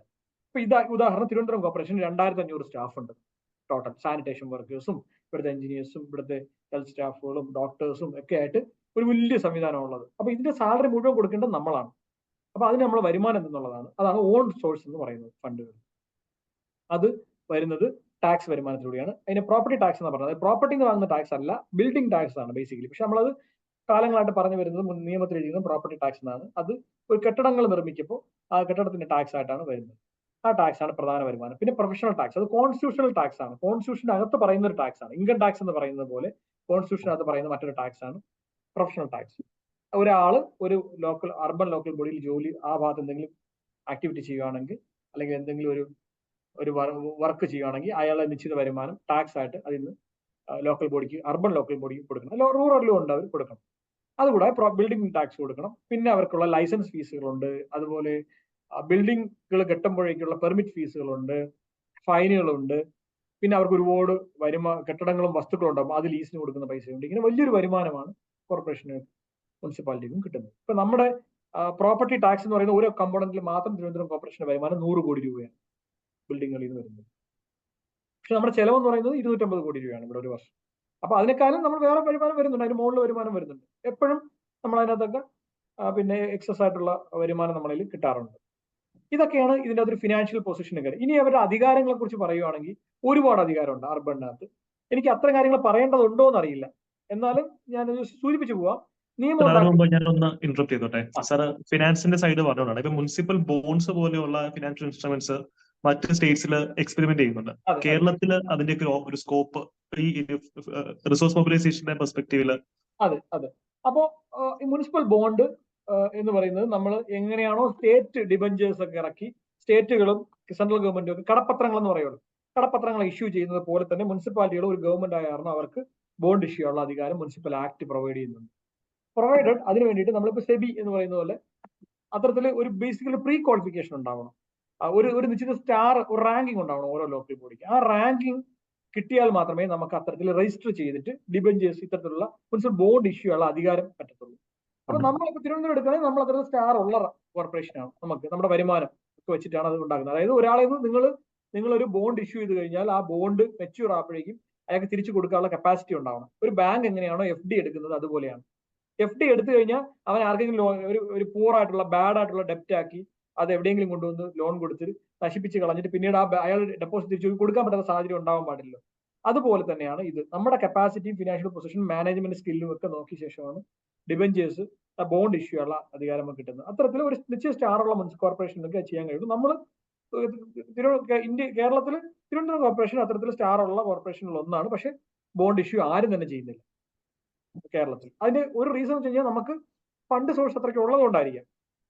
അല്ലെങ്കിൽ നമ്മൾ അത്തരത്തിൽ നമ്മൾ ചെയ്യേണ്ട വലിയ ഫണ്ട് ഉള്ള കാര്യങ്ങൾ മറ്റ് ഡിപ്പാർട്ട്മെന്റുകൾ ചെയ്യുന്നുണ്ടായിരിക്കും. ഉദാഹരണം ട്രാൻസ്പോർട്ടേഷൻ വേറൊരാൾ ചെയ്യുന്നു, വാട്ടർ സപ്ലൈ. കാരണം വാട്ടർ സപ്ലൈക്കും ട്രാൻസ്പോർട്ടേഷനും ഇലക്ട്രിസിറ്റിക്കാണ് ഏറ്റവും കൂടുതൽ ഹ്യൂജ് എമൗണ്ട് ഇൻവോൾവ് ആവുന്നത്. ഒരു വാട്ടർ ലൈൻ, ഒരു വാട്ടർ സപ്ലൈ ലൈനൊക്കെ ഇടുവാണെങ്കിൽ കോടികൾ ഉണ്ടായാലും പറ്റുന്നത്. അപ്പൊ അതൊക്കെ നമ്മൾ യൂഷ്വലി കേന്ദ്ര ഗ്രാന്റും ഒക്കെ വെച്ചിട്ടാണ് ചെയ്യുന്നത്. അപ്പോൾ അതുകൊണ്ട് ആണ് നമ്മളുടെ. അപ്പൊ അതാണ് അതിനെക്കുറിച്ച് അങ്ങനെ ഒരു സാധനം ഉണ്ടെന്ന് മനസ്സിലാക്കുക. നിയമ പ്രാബല്യം ഉള്ളതാണ്. അത് ചെയ്യണമെങ്കിൽ കുറെ പ്രീ കണ്ടീഷൻ ഉണ്ട്. അതൊന്ന് റാങ്കിങ് ആണ്. റാങ്കിങ് ഉള്ളവർക്ക് മാത്രമേ ചെയ്യാൻ കഴിയത്തുള്ളൂ. ഇനിയുള്ള കാര്യങ്ങൾ എന്ന് വെച്ചാൽ അധികാരങ്ങൾ ഞാൻ പറഞ്ഞു. അപ്പൊ നിയമം ഉണ്ടാക്കാൻ അധികാരമുണ്ടോ, ഒരു ഗവൺമെന്റ് അല്ലേ എന്നുള്ളതായിരിക്കും നമ്മൾ നോക്കേണ്ടത്. കേന്ദ്ര സർക്കാർ നിയമം ഉണ്ടാക്കുന്നുണ്ട്, സംസ്ഥാന സർക്കാർ നിയമം ഉണ്ടാക്കുന്നുണ്ട്. 3 ലിസ്റ്റുകളുണ്ട്. അവർ തമ്മിലുള്ള അധികാരങ്ങൾ പറഞ്ഞുകൊണ്ടുള്ള അറിയാലോ, സ്റ്റേറ്റ് ലിസ്റ്റും സെൻട്രൽ ലിസ്റ്റും കൺകറന്റ് ലിസ്റ്റും ഒക്കെ ഉണ്ട്. അപ്പോൾ ലോക്കൽ ബോഡികളും ഗവൺമെന്റിലും അവർക്ക് ഉണ്ടാക്കാൻ കഴിയും എന്നുള്ളതാണ്. ഉണ്ടാക്കാൻ കഴിയും. നമ്മൾ പോളിസി എന്ന് പറയുന്നതിനകത്ത് മനസ്സിലാകുന്ന പോളിസി എന്ന് പറഞ്ഞാൽ ഇപ്പൊ ഈവൻ ഗവൺമെന്റ് ഉത്തരവുകൾ പോലും പോളിസിയുടെ ഗണത്തിൽ വരും. അങ്ങനെ നോക്കുമ്പോഴേക്കും നിയമങ്ങളുടെ പോളിസിയാണ്. അങ്ങനെ നോക്കുമ്പോൾ ബൈലോകളും പോളിസിയാണ്. ബൈലോ മീൻസ് ഒരു നിയമത്തിന്റെ അടിയിൽ ഉണ്ടാക്കുന്ന ചെറു നിയമങ്ങളെയാണ് ബൈലോകൾ എന്ന് പറയുന്നത്. അതുണ്ടാക്കാനുള്ള അധികാരം മുനിസിപ്പാലിറ്റിക്ക് ഉണ്ട്. ഞാൻ ഉദാഹരണം പറയാം. ഇപ്പൊ നമ്മളിപ്പോ തിരുവനന്തപുരത്ത് ഒരു ഉദാഹരണം വെച്ച് പറഞ്ഞാൽ നിങ്ങൾക്ക് അത് കോട്ട് ചെയ്യാൻ പറ്റുമായിരിക്കും. തിരുവനന്തപുരത്ത് ഒരാൾക്കും ഒരു പ്രൈവറ്റ് വാട്ടർ ടാങ്കറിനും ഇവിടെ റൺ ചെയ്യാൻ കഴിയില്ല. ഒരാൾക്ക് ഒരു വാട്ടർ ടാങ്കർ ഒരു പ്രൈവറ്റ് പ്ലെയർക്ക് വന്നിട്ട് ഇവിടുന്ന് വെള്ളം കൊണ്ടുവന്ന് വീടുകളിൽ കൊടുക്കാൻ കഴിയില്ല. മുനിസിപ്പാലിറ്റിയിൽ രജിസ്റ്റർ ചെയ്ത് ലൈസൻസ് എടുത്ത് അവരെ വാട്ടർ ടാങ്കിനെ പുറത്ത് തിരുവനന്തപുരം നഗരസഭ ബോർഡ് അടിച്ച് ലൈസൻസ് ഒക്കെ വെച്ചാൽ മാത്രമേ ചെയ്യാൻ കഴിയുള്ളൂ. ഒരു സിവറേജ് ടാങ്കറുകൾക്കും ഇവിടെ പ്ലേ ചെയ്യാൻ കഴിയില്ല തിരുവനന്തപുരം കോർപ്പറേഷൻ്റെ അകത്ത്. മറ്റ് കോർപ്പറേഷനുകളിലും നഗരസഭയിലും കഴിയും, പക്ഷെ ഇവിടെ കഴിയില്ല. ഇവിടെ ഒരു ബൈലോ ഉണ്ട് അതിന് വേണ്ടിയിട്ട്, ഒരു നിയമം ഉണ്ടാക്കിയിട്ടുണ്ട് ഈ കോർപ്പറേഷൻ. അതിനെയാണ് ബൈലോ എന്ന് പറഞ്ഞത്. ഒരു പർട്ടിക്കുലർ വിഷയം അഡ്രസ് ചെയ്യാൻ വേണ്ടിയിട്ട് ഒരു നിയമം ഉണ്ടാക്കുന്നതാണ് ബൈലോ എന്ന് പറയുന്നത്. അപ്പൊ കോർപ്പറേഷനുകൾക്ക് അത് ഉണ്ടാക്കാനുള്ള അധികാരം മുനിസിപ്പാലിറ്റിക്ക് ഉണ്ട്. നമ്മളിപ്പോൾ ഇവിടെ ചെയ്ത ഒരു ഉദാഹരണം ഞാൻ പറഞ്ഞതേ ഉള്ളൂ. ഇവിടുത്തെ സിവറേജ് മാനേജ്മെന്റിനും വാട്ടർ സപ്ലൈക്കും വേണ്ടിയിട്ട് ടാങ്കർ ലോറികൾക്ക് പ്ലേ ചെയ്യണമെങ്കിൽ നമുക്കൊരു നിയമം ഉണ്ട്. ആ നിയമത്തിനകത്ത് തന്നെ പ്ലേ ചെയ്യാൻ കഴിയത്തുള്ളൂ. നമ്മുടെ ലൈസൻസും കാര്യങ്ങളും സ്പെസിഫിക്കേഷനും കംപ്ലൈ ചെയ്യണം. അപ്പൊ വേസ്റ്റ് മാനേജ്മെന്റ് അങ്ങനെ ചെയ്യാൻ കഴിയും നമുക്ക്. അതുപോലെ നമ്മുടെ അസറ്റ് മാനേജ്മെന്റ് ചെയ്യാൻ കഴിയും. ഇങ്ങനെ പല കാര്യങ്ങൾക്കും ബൈലോ ഉണ്ടാക്കാം. ബൈലോ ഉണ്ടാക്കി കഴിഞ്ഞാൽ ചെയ്യേണ്ട നടപടി സർക്കാരിലേക്ക് പോയി അംഗീകാരം വാങ്ങിച്ചു കഴിഞ്ഞാൽ നിയമപ്രാബല്യമാവും. ഒരു കോടതി പോയി ചലഞ്ച് ചെയ്യാൻ പറ്റും. നിങ്ങൾ ആർട്ടിക്കിൾ 21 വായിച്ചിട്ടുണ്ടാവുമല്ലോ. ആർട്ടിക്കിൾ 21 നമ്മൾ വളരെ ചെറിയൊരു ലെൻസിൽ കൂടെ കാണുന്ന, അല്ല റൈറ്റ് ടു ലൈഫ് എന്നൊക്കെ പറഞ്ഞ് വളരെ കുഞ്ഞ് ലെൻസിൽ കൂടെ കാണുന്ന കോൺസ്റ്റിറ്റ്യൂഷൻ എടുത്തു കഴിഞ്ഞാൽ ഏറ്റവും എലാബറേറ്റും ഏറ്റവും കൂടുതൽ നമുക്ക് എക്സ്പ്ലെയിൻ ചെയ്യാൻ പറ്റുന്ന, അതായത് കോൺസ്റ്റിറ്റ്യൂഷൻ ഇന്ത്യയിലെ മൊത്തം നിയമങ്ങൾ നിൽക്കുന്ന സ്ട്രക്ചർ എന്ന് പറയുന്ന 21 എന്ന് പറയുന്ന സാധനം വെച്ചിട്ടാണ്. അതായത് ഒരു പ്രൊസീജിയർ എസ്റ്റാബ്ലിഷ്ഡ് ബൈ ലോ പ്രകാരം മാത്രമേ എന്തും നടപ്പിലാക്കാൻ കഴിയൂ ഇന്ത്യയിൽ എന്നുള്ളതാണ് 21 ബേസിക്കലി പറയുന്നത്. ഒരു എൻഫോഴ്സ്മെന്റും പറ്റത്തില്ല ഒരു നിയമം ഇല്ലാതെ എന്ന് പറയുന്നത്. അപ്പൊ ഒരു നിയമം ഉണ്ടാവുക എന്നുള്ളതാണ് കോൺസ്റ്റിറ്റ്യൂഷനിൽ ഏത് കാര്യങ്ങളും നടപ്പിലാക്കാൻ വേണ്ടി ആദ്യം വേണ്ടത്. അപ്പോൾ ആ നിയമം നിങ്ങൾക്ക് മേനകാഗാന്ധിയുടെ കേസും എല്ലാം അറിയായിരിക്കും. ഒരുപാട് കേസുകളൊക്കെ ഉണ്ടായിരിക്കും. ഒരു ഡ്യൂ പ്രോസസ് പ്രിൻസിപ്പിളും കാര്യങ്ങളൊക്കെ വന്നത്. അപ്പൊ ഡ്യൂ പ്രോസസ് ആണോ, നമ്മൾ പ്രൊസീജിയർ എസ്റ്റാബ്ലിഷ്ഡ് ആണോ, കുറെ കാര്യങ്ങളൊക്കെ ഉണ്ട് അമേരിക്കയിലെ അവിടുത്തെ പ്രിൻസിപ്പിളൊക്കെ വെച്ചിട്ട്. അപ്പൊ നമ്മൾ ഈ പ്രിൻസിപ്പിളിന്റെ ബേസിലാണ് ഒരു നിയമം ഉണ്ടാക്കാതെ, ഇപ്പൊ സ്റ്റേറ്റ് പറയുന്ന ഒരു കാര്യം നമ്മൾ മുനിസിപ്പൽ ആക്ട് കുറെ കാര്യങ്ങൾ പറഞ്ഞു, നമ്മൾ ചെയ്യാറിറങ്ങുന്നു. സെൻട്രൽ ആക്ട് പറയുന്ന കുറെ കാര്യങ്ങൾ, ഇപ്പൊ സ്ട്രീറ്റ് വെൻഡേഴ്സിന്റെ ബന്ധപ്പെട്ട കാര്യങ്ങൾ സെൻട്രൽ ആക്ട് ആണ്. സ്ട്രീറ്റ് വെൻഡേഴ്സ് ആക്ട് 2014 ആണ് നമ്മൾ നടപ്പിലാക്കുന്നത്. അപ്പൊ അതിലുള്ള കാര്യങ്ങൾ ചെയ്യും. പക്ഷെ ഇതിനകത്ത് ഈ രണ്ടിലും പറയാത്ത കുറെ കാര്യങ്ങൾ നമ്മൾ ഫീൽഡ് ലെവൽ ഇംപ്ലിമെന്റ് ചെയ്യുമ്പോൾ നമുക്ക് ഡിഫിക്കൽറ്റി ഉണ്ടാവും. അതാണ് നമ്മൾ ബൈലോ ഉണ്ടാക്കുന്നത്. അപ്പോൾ സെൻട്രൽ ആക്ടിൽ പറയുന്നു, സ്റ്റേറ്റ് ആക്ടിലും പറയുന്നു. പക്ഷെ നമ്മൾ നടപ്പിലാക്കാൻ പോകുമ്പോഴേക്കും നമുക്ക് നടപ്പിലാക്കാൻ ഇത് പോരാ. ഇപ്പൊ തിരുവനന്തപുരത്ത് നടപ്പിലാക്കാൻ ഇത് പോരാ, പാലക്കാട് ചിലപ്പോൾ നടപ്പിലാക്കാൻ പറ്റും. അപ്പൊ നമ്മൾ തിരുവനന്തപുരത്തോ അല്ലെങ്കിൽ ഓരോ ലോക്കൽ ബോഡിയിലും ഓരോ നിയമങ്ങൾ നടപ്പിലാക്കുന്നതിന് ആവശ്യമായ ചെറിയ നിയമങ്ങൾ ഉണ്ടാക്കാനുള്ള അധികാരമാണ് ബൈലോ മേക്കിംഗ് പവർ എന്ന് പറയുന്നത്. അത് പ്രകാരം നമ്മൾ നമ്മുടേതായ ബൈലോ ഉണ്ടാക്കിയിട്ട് അത് നമ്മൾ നടപ്പിലാക്കും. ഇപ്പൊ തിരുവനന്തപുരത്ത് നിങ്ങൾ മാനവീയ വീതി വരുന്നു. മാനവീയ വീതിയിൽ എങ്ങനെ ബിഹേവ് ചെയ്യണം എന്ന് പറഞ്ഞ് നമ്മൾ ഒരിടത്ത് ഇപ്പൊ IPC പറയുന്നതായിരിക്കും തെറി വിളിക്കരുത്, അവിടെ ഡ്രഗ്സ് ഉപയോഗിക്കരുത് എന്നുള്ള വേറെ ഒരു നാർക്കോട്ടിക്സ് ആക്ടിൽ പറയും, അവിടെ ആൾക്കാർ തല്ലരുതെന്ന് IPCയിൽ പറയും. പക്ഷെ ഇതിലൊന്നും പറയാത്ത കുറെ കാര്യങ്ങളുണ്ടാവും. അത് നമ്മൾ ആ മാനവീയ വീതി എങ്ങനെ റൺ ചെയ്ത് കൊണ്ടുപോകണമെന്ന് പറഞ്ഞിട്ട് ഒരു നിയമം ഉണ്ടാക്കാൻ നമുക്ക്. ഞാൻ ഉദാഹരണം പറഞ്ഞു തന്നേ ഉള്ളൂ. പുത്തരിക്കണ്ടം മൈതാനം മാനേജ് ചെയ്യാൻ നമുക്കൊരു നിയമം ഉണ്ടാക്കാം. ഇങ്ങനെ വളരെ കുഞ്ഞു കുഞ്ഞു കാര്യങ്ങൾ കൈകാര്യം ചെയ്യുന്ന നിയമം ഉണ്ടാക്കാനുള്ള അധികാരങ്ങൾ മുനിസിപ്പാലിറ്റിയൊക്കെ ഉണ്ട്. അത് ഒന്ന് നിയമം ഉണ്ടാക്കാനുള്ള അധികാരത്തെ കുറിച്ച് പറയാം. പിന്നെ ഫിനാൻസുമായി ബന്ധപ്പെട്ട് ടാക്സിങ് പവർ ഉണ്ട്, അതുപോലെ ബജറ്റ് പവർ ഉണ്ട്, അതുപോലെ ഫൈൻ ചെയ്യാനുള്ള പതിവുണ്ട്, പണിഷ് ചെയ്യാനുള്ള അധികാരമുണ്ട്, കേസ് എടുക്കാനുള്ള അധികാരം, പ്രോസിക്യൂഷൻ അധികാരങ്ങളുണ്ട്. ഇപ്പൊ നിങ്ങൾ ഒരു വാട്ടർ ബോഡിയിലേക്ക് എന്തെങ്കിലും വലിച്ചു കഴിഞ്ഞാൽ നിങ്ങൾക്ക് മുനിസിപ്പൽ ആക്ട് 330 പ്രകാരം നിങ്ങൾക്കെതിരെ FIR ഇട്ട് കേസെടുത്ത് നിങ്ങൾ 3 വർഷം അകത്തിടാൻ പറ്റും. അങ്ങനെയുള്ള അധികാരങ്ങൾ പണിഷ്മെന്റ് പവറുകളൊക്കെ ഉണ്ട്. അപ്പീൽ അധികാരങ്ങൾ കൗൺസിലുണ്ട്. അങ്ങനെ ഒരുപാട് ബിൽഡിംഗ് ടൗൺ പ്ലാനിങ് അധികാരങ്ങളുണ്ട്. ഇങ്ങനെ അധികാരങ്ങൾ എന്ന് വെച്ചാൽ ഇല്ലാത്തൊന്നും ഇല്ല എന്ന് പറഞ്ഞാൽ ഒരു ഗവൺമെന്റിന് എന്തൊക്കെ ചെയ്യാൻ കഴിയും അതെല്ലാം ചെയ്യാൻ കഴിയുന്ന വലിയ അധികാരമുള്ള ഒരു കേന്ദ്രമാണ്. പവർഫുള്ളും വലുതുമായിട്ട് ഒരു ലെവിയാത്തനായിട്ടുള്ള ഒരു സംവിധാനമാണ് എന്ന് പറയുന്നത്. ഇനി അർബൻ ഗവേണൻസ് ബന്ധപ്പെട്ട് ഞാൻ നിങ്ങളുടെ സിലബസ് നോക്കിക്കോട്ടെ. ഇനി സ്പെസിഫിക് ആയിട്ട് എന്തെങ്കിലും വിട്ടുപോയിട്ടുണ്ടെങ്കിൽ ഞാനൊന്ന് പറയാം. ഇതിനകത്ത് പറയുന്നത് trends of urbanisation in India. ഞാൻ തുടക്കത്തിൽ പറഞ്ഞു. അത് ജനറൽ ആയിട്ട് പറയുകയാണെങ്കിൽ ഏറ്റവും കൂടുതൽ അർബനൈസേഷൻ പ്രോസ്പെക്ട് ഉള്ളതും നടന്നുകൊണ്ടിരിക്കുന്നതുമായ നിങ്ങളുടെ ആ 8 മാർക്കിന്റെ ഒരു സാധനമാണ് ഞാൻ പറയുന്നത്. അർബൻ ഗവേണൻസ് എന്ന് പറയുന്നത് 8 മാർക്കിന്റെ ഒരു സാധനമാണ് ഞാൻ പറയുന്നത്. അർബനൈസേഷന്റെ ട്രെൻഡ് അത് പറയാൻ കഴിയുന്ന എക്സാമ്പിൾ ഒക്കെ തന്നെ നമ്മൾ കേരളം തന്നെയാണ്. നമ്മൾ വിത്തിൻ ഒരു 30 ഇയേഴ്സിൽ നമ്മൾ ഒരു 75% അർബനായി മാറും. അർബൻ എന്താന്ന് നിങ്ങൾ മനസ്സിലാക്കണം. ഞാൻ പറഞ്ഞു അർബൻ എന്ന് പറഞ്ഞാൽ മുനിസിപ്പാലിറ്റിയും കോർപ്പറേഷനും അല്ല എന്ന് ഞാൻ പറഞ്ഞു. അപ്പൊ അവിടെ ഉപയോഗിക്കേണ്ട ടെർമിനോളജിയും കാര്യങ്ങളും, അഗ്ലോമറേഷനുകളെ പറ്റി പറയണം, സെൻസസ് ടൗണുകളെ പറ്റി പറയണം, അത് എത്ര ഉണ്ടെന്ന് പറയണം, അത് അറിഞ്ഞിരിക്കണം. എനിക്ക് തോന്നുന്നു 2011 400 എത്ര സെൻസസ് ടൗൺ ഉണ്ടായിരുന്നു. അതൊക്കെ കുറഞ്ഞു അതൊക്കെ മുനിസിപ്പാലിറ്റിയായി മാറി. ഇന്നത്തെ സെൻസസ് ടൗൺ നാളെ മുനിസിപ്പാലിറ്റി ആയിരിക്കും, അത് പിന്നെ കോർപ്പറേഷൻ ആവും. അപ്പൊ അതിങ്ങനെ അതിനൊരു ലൈഫ് സൈക്കിൾ ഉണ്ട്. അതിങ്ങനെ വലുതായി വരത്തേ ഉള്ളൂ. ഇന്നത്തെ അഗ്ലോമറേഷൻ നാളെ അഗ്ലോമറേഷൻ ആയിരിക്കത്തില്ല. ഈ അഗ്ലോമറേഷൻ കോർപ്പറേഷന്റെ ഭാഗമാകും അല്ലെങ്കിൽ മുനിസിപ്പാലിറ്റിയുടെ ഭാഗമാകും. ഇപ്പൊ മലപ്പുറം എന്ന് പറഞ്ഞാൽ കോർപ്പറേഷൻ അല്ല, പക്ഷെ മലപ്പുറം ഒരു അഗ്ലോമറേഷൻ ആണ്. അപ്പൊ അഗ്ലോമറേഷന്റെ ഫണ്ടും കാര്യങ്ങളും കേന്ദ്ര സർക്കാർ കൊടുക്കുമ്പോഴേക്കും ഇപ്പൊ മില്യൺ പ്ലസ് സിറ്റി എന്ന് പറഞ്ഞ് കേന്ദ്ര സർക്കാർ പൈസ കൊടുക്കുന്ന ഒരു സ്കീം ഉണ്ടെങ്കിൽ മലപ്പുറത്തിന് കിട്ടും. പക്ഷെ മലപ്പുറം മില്യൺ പ്ലസ് സിറ്റി അല്ല. പക്ഷെ അഗ്ലോമറേഷൻ കൂടെ എടുക്കുമ്പോഴേക്കും അവിടെ പോപ്പുലേഷൻ ഒക്കെ നോക്കുമ്പോഴേക്കും അത് മില്യൺ പ്ലസ് സിറ്റി. അപ്പൊ ഞാൻ ട്രെൻഡ്സ് പറയണം. ഈ trends urbanisation trends in India എന്ന് പറയുമ്പോൾ ഈ കാര്യങ്ങളൊക്കെ പറഞ്ഞാലേ അർബനൈസേഷൻ ട്രെൻഡ് ഇന്ത്യയിൽ കേരളത്തെ പറ്റി നമുക്ക് പറയാകത്തുള്ളൂ. അപ്പൊ ഇന്ത്യയുടെ പറയണം നിങ്ങൾ. ഇന്ത്യ പോക്കറ്റ് ആയിട്ടുള്ള സ്ഥലങ്ങളിൽ മാത്രം അർബനൈസേഷൻ കാണുകയും ഇന്ത്യയുടെ അർബനൈസേഷന്റെ ഗ്രോത്തും ഭയങ്കരമാണ് കേട്ടോ. ആ ഗ്രോത്ത് നിങ്ങൾ പെർസെന്റേജും പറയണം, അതിന്റെ ഫിഗറും പറയണം. അത് 38% അങ്ങനെ ഒരു നാഷണൽ പെർസെന്റേജ് പറയണം. അതൊക്കെ നോക്കിക്കോളാം. എനിക്ക് ജസ്റ്റ് ഞാൻ റീകളക്ട് ചെയ്ത് പറയുന്നുള്ളൂ, ശരിയായിരിക്കണമെന്നില്ല. അപ്പൊ അത് കേരളത്തിലേക്ക് വരപ്പോൾ ചേഞ്ച് പറയപ്പോഴാണ് നമുക്ക് അതിനകത്ത് കൂടുതൽ മാർക്ക് കിട്ടുന്നത്.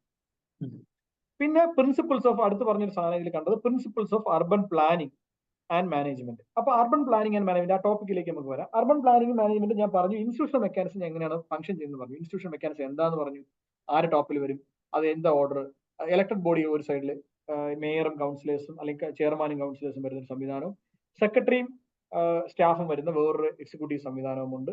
രണ്ടിനെയും കണക്ട് ചെയ്യുന്ന സ്ഥലം കൗൺസിലാണ്. അവർക്ക് ഉള്ള അധികാരങ്ങളും ഇവർക്കുള്ള അധികാരങ്ങളും ഒക്കെ വളരെ സ്പെസിഫിക് ആയിട്ട് ബ്ലാക്ക് ആൻഡ് വൈറ്റിൽ നമ്മുടെ നിയമത്തിൽ പറഞ്ഞിട്ടുമുണ്ട്. അത് ഞാൻ പിന്നെ ആ ഓഫീസ് സിസ്റ്റത്തെ പറ്റി പറഞ്ഞു, മാനേജ്മെന്റ് സിസ്റ്റത്തെ പറ്റി പറയുന്നതാണ്. അത് കഴിഞ്ഞ് പ്ലാനിങ്ങിലേക്ക് വരുമ്പോഴേക്കും നമുക്ക് കേരളത്തിനെ സംബന്ധിച്ചോളം നമ്മുടെ പ്ലാനിങ് എന്ന് പറയുന്നത് നമ്മുടെ ഈ ജനകീയാസൂത്രണമാണ് പ്രധാനമായിട്ടും വരുന്നത്. ജനകീയാസൂത്രണത്തിനകത്ത് ഏറ്റവും വലിയ യുണീക്നെസ് എന്ന് പറയുന്നത് ബോട്ടം അപ്പ് അപ്രോച്ച് ആണ്, ടോപ്പ് ഡൗൺ അപ്രോച്ച് അല്ല. അത് നിങ്ങൾ എഴുതി തന്നെ പറയുകയും വരയിടുകയും ചെയ്യണം. ബോട്ടം അപ്രോച്ച് എന്താണെന്ന് വെച്ചാൽ വാർഡ് സഭകൾ ഏറ്റവും താഴേക്ക് പ്ലാനിങ്ങിന്റെ ഏറ്റവും താഴെത്തട്ടി പ്രവർത്തിക്കുകയും അത് കോർപ്പറേഷനുകളിൽ വാർഡ് സഭയെന്നും പഞ്ചായത്തുകളിൽ ഗ്രാമസഭയെന്നും പറയും. വാർഡ് സഭകൾ എന്ന് പറയുന്നത് മുനിസിപ്പാലിറ്റികളിലാണ്. ഇനി ഒരു സിസ്റ്റം കൂടി ഉണ്ട്, അതാണ് വാർഡ് കമ്മിറ്റികൾ, അത് കോർപ്പറേഷനുകളിലാണ്. അപ്പൊ ഗ്രാമസഭകൾ എന്ന് പറഞ്ഞാൽ പഞ്ചായത്തിൽ ഈ പറഞ്ഞ നമ്മൾ ഈ സിലബസിൽ പറഞ്ഞിരിക്കുന്ന അർബൻ പ്ലാനിങ്ങിന്റെ കാര്യമാണ് ഞാൻ പറയുന്നത്. ഒരു സൈഡിൽ പ്രോജക്ട് പ്ലാനിങ്ങിന്റെ കാര്യമാണ് ഞാൻ പറയുന്നത്. ഇനി നമുക്ക് അർബൻ പ്ലാനിങ് എന്ന് പറഞ്ഞാൽ ടൗൺ പ്ലാനിങ് എന്ന് പറഞ്ഞ വേറൊരു വിഭാഗവും വരും. അത് ഫിസിക്കലായിട്ട് ആ ടൗണിനെ പ്ലാൻ ചെയ്യുന്നതിന് നമുക്ക് ടൗൺ പ്ലാനിങ് എന്ന് പറയാക്കും. നമ്മൾ അവിടുത്തെ മൊത്തം റിസോഴ്സിനെയും ഫണ്ടിനെയും പ്രോജക്റ്റുകളെയും പ്ലാൻ ചെയ്യുന്നതിനെ നമ്മൾ ഈ പറഞ്ഞ പീപ്പിൾസ് പ്ലാൻ എന്ന് പറയുന്ന സംവിധാനത്തിലൂടെ ബോട്ടം അപ്പ് അപ്രോച്ചിലൂടെ നമ്മൾ ചെയ്യും. അതിന്റെ ഏറ്റവും അടിയിൽ വരുന്ന 3 സംവിധാനങ്ങളാണ് ഗ്രാമസഭ, വാർഡ് സഭ, വാർഡ് കമ്മിറ്റി. ഗ്രാമസഭ പഞ്ചായത്ത് ലെവൽ, വാർഡ് സഭ മുനിസിപ്പൽ ലെവൽ, വാർഡ് കമ്മിറ്റികൾ കോർപ്പറേഷൻ ലെവൽ. വ്യത്യാസം വെച്ചാൽ ഒരു വാർഡിലെ ജനസംഖ്യയുടെ നിശ്ചിത ശതമാനം ആൾക്കാർ പങ്കെടുക്കണം എന്ന് പറയുന്നതാണ് വാർഡ് ഈ കമ്മിറ്റിയും വാർഡ് സഭ എന്നൊക്കെ പറയുന്നത്. പക്ഷെ അത് അർബണിൽ കോർപ്പറേഷനിൽ അത് പോസിബിൾ അല്ല. ഇപ്പൊ കഴക്കൂട്ടത്തെ വോട്ടർമാരെ മൊത്തം ഞാൻ വിളിച്ചു കൂട്ടാൻ തുടങ്ങി കഴിഞ്ഞാൽ ഇവിടുത്തെ 10 ലക്ഷം 12 ഇപ്പൊ ഫോർച്ച് തിരുവനന്തപുരത്ത് 12 ലക്ഷം പോപ്പുലേഷൻ ഇപ്പൊ നമ്മുടെ ഒരു കണക്ക് വെച്ചിട്ട് 12 ലക്ഷം ഉണ്ട്. ഈ 12 ലക്ഷം ജനങ്ങളെയാണ് 100 വാർഡുകളായിട്ട് നമ്മൾ ഡിവൈഡ് ചെയ്തിട്ടിരിക്കുന്നത്. അപ്പൊ ഇതിനകത്ത് വാർഡ് സഭ വിളിക്കാൻ പോയി കഴിഞ്ഞാൽ ഒരിക്കലും ഒന്ന് അവരുടെ ജോബും അവരുടെ നാച്ചുറും ഒക്കെ വെച്ച് കഴിഞ്ഞാൽ വാർഡ് സഭ എന്ന് പറഞ്ഞ സാധനത്തിൽ നിന്ന് വരാൻ ആർക്കും വില്ലിങ്നെസ് കാണത്തില്ല, നമുക്ക് കിട്ടത്തില്ല, അവർ കമ്മ്യൂണിക്കേഷൻ കൊടുക്കാത്തില്ല, അവർക്ക് പങ്കെടുക്കാൻ പറ്റുന്നില്ല ഇത്ര ആൾക്കാർക്ക് വന്ന്. അതുകൊണ്ട് വാർഡ് കമ്മിറ്റി എന്ന് പറഞ്ഞ സംവിധാനം കോർപ്പറേഷനുകൾക്ക് വേണ്ടി ഉണ്ടാക്കിയിട്ടുണ്ട്. കോർപ്പറേഷൻ മാത്രമല്ല 1 ലക്ഷത്തിന് മുകളിൽ ജനസംഖ്യയുള്ള സ്ഥലങ്ങൾ എല്ലാം ഈ നിങ്ങൾ ഈ പ്ലാനിങ്ങിനകത്ത് പറയുമ്പോൾ അതിന് വാർഡ് കമ്മിറ്റികൾ എന്നാണ് പറയുന്നത്. അപ്പൊ അങ്ങനെ വാർഡ് കമ്മിറ്റികൾ പറ്റുന്ന സ്ഥലങ്ങൾ ഏതൊക്കെ നമുക്ക് ഊഹിക്കാം. ഒന്ന് 6 കോർപ്പറേഷനുകൾ, എന്തായാലും 1 ലക്ഷത്തിന് മുകളിൽ പോപ്പുലേഷൻ ഉണ്ട്. പിന്നെ 1 ലക്ഷത്തിന് മുകളിൽ പോപ്പുലേഷൻ ഉള്ള 3 നഗരങ്ങളുണ്ട് കേരളത്തിൽ: പാലക്കാട്, ആലപ്പുഴ, കോട്ടയം. ഈ 3 നഗരങ്ങൾ 1 ലക്ഷത്തിന് മുകളിൽ പോപ്പുലേഷൻ ഉള്ള നഗരങ്ങളാണ്. അപ്പൊ ഇത്തരം സ്ഥലങ്ങളിൽ വാർഡ് കമ്മിറ്റികൾ കൂടി അലൗഡ് ആണ്. ഓക്കെ, അപ്പോ നമ്മൾ പറഞ്ഞു അതാണ് ഏറ്റവും ബോട്ടം അപ്പ് അപ്രോച്ചിൽ ഏറ്റവും അടിയിൽ വരുന്ന കാര്യങ്ങൾ. അത് കഴിഞ്ഞ് പിന്നെ നമുക്ക് ഓരോ ടോപ്പിക് വൈസ് ഒരു പ്ലാനിങ് ചെയ്യുമ്പോഴേക്കും നമ്മൾ ഓരോ ടോപ്പിക് വൈസ് കമ്മിറ്റികൾ നമ്മൾ ഓരോ ലോക്കൽ ബോഡികൾ ഉണ്ടാക്കിയിട്ടുണ്ട്. അതായത് ഇപ്പോൾ ഇൻഫ്രാസ്ട്രക്ചറിന് വേണ്ടിയിട്ടും ഓരോ വിഷയങ്ങൾക്ക് വേണ്ടിയിട്ടുള്ള കമ്മിറ്റികൾ ഉണ്ടാക്കിയിട്ടുണ്ട്. ആ കമ്മിറ്റികൾ വഴിയാണ് പദ്ധതികൾ ഉണ്ടായി നഗരത്തിലേക്ക് വരും, നഗരത്തിന്റെ കൗൺസിലിലേക്ക് വരികയും അവിടെ നിന്ന് നമ്മൾ ജില്ലാതല പ്ലാനിംഗ് കമ്മിറ്റി, കളക്ടർ കൺവീനർ ആയിട്ടുള്ള ജില്ലാതല പ്ലാനിംഗ് കമ്മിറ്റിയിൽ പോയിട്ടാണ് പ്രോജക്റ്റുകളെല്ലാം ഉണ്ടാവുന്നത്. അങ്ങനെയാണ് നഗരത്തിലെ പ്രോജക്റ്റുകൾ ഉണ്ടായി നടപ്പിലായി വരുന്നത്. ഇനി പ്രോജക്റ്റ് ഉണ്ടായി കഴിഞ്ഞാൽ നടപ്പിലാക്കുമ്പോൾ വീണ്ടും വാർഡ് സഭയിലേക്ക് തിരിച്ചു പോകണം. എന്നിട്ടാണ് ബെനിഫിഷ്യറി സെലക്ഷൻ നടത്തുന്നത്. അപ്പൊ നമ്മൾ ഒരു സ്ഥലത്ത് 100 എന്റർപ്രൈസ് ഉണ്ടാക്കാൻ തീരുമാനിച്ചു, ഒരു മൈക്രോ എന്റർപ്രൈസ് ഉണ്ടാക്കാൻ തീരുമാനിച്ചു. അവിടുത്തെ ബെനിഫിഷ്യറി ഐഡന്റിഫൈ ചെയ്യണം, ഇനി ആർക്കാണ് ഈ സംരംഭങ്ങൾ കൊടുക്കണം തീരുമാനിക്കുന്നത്.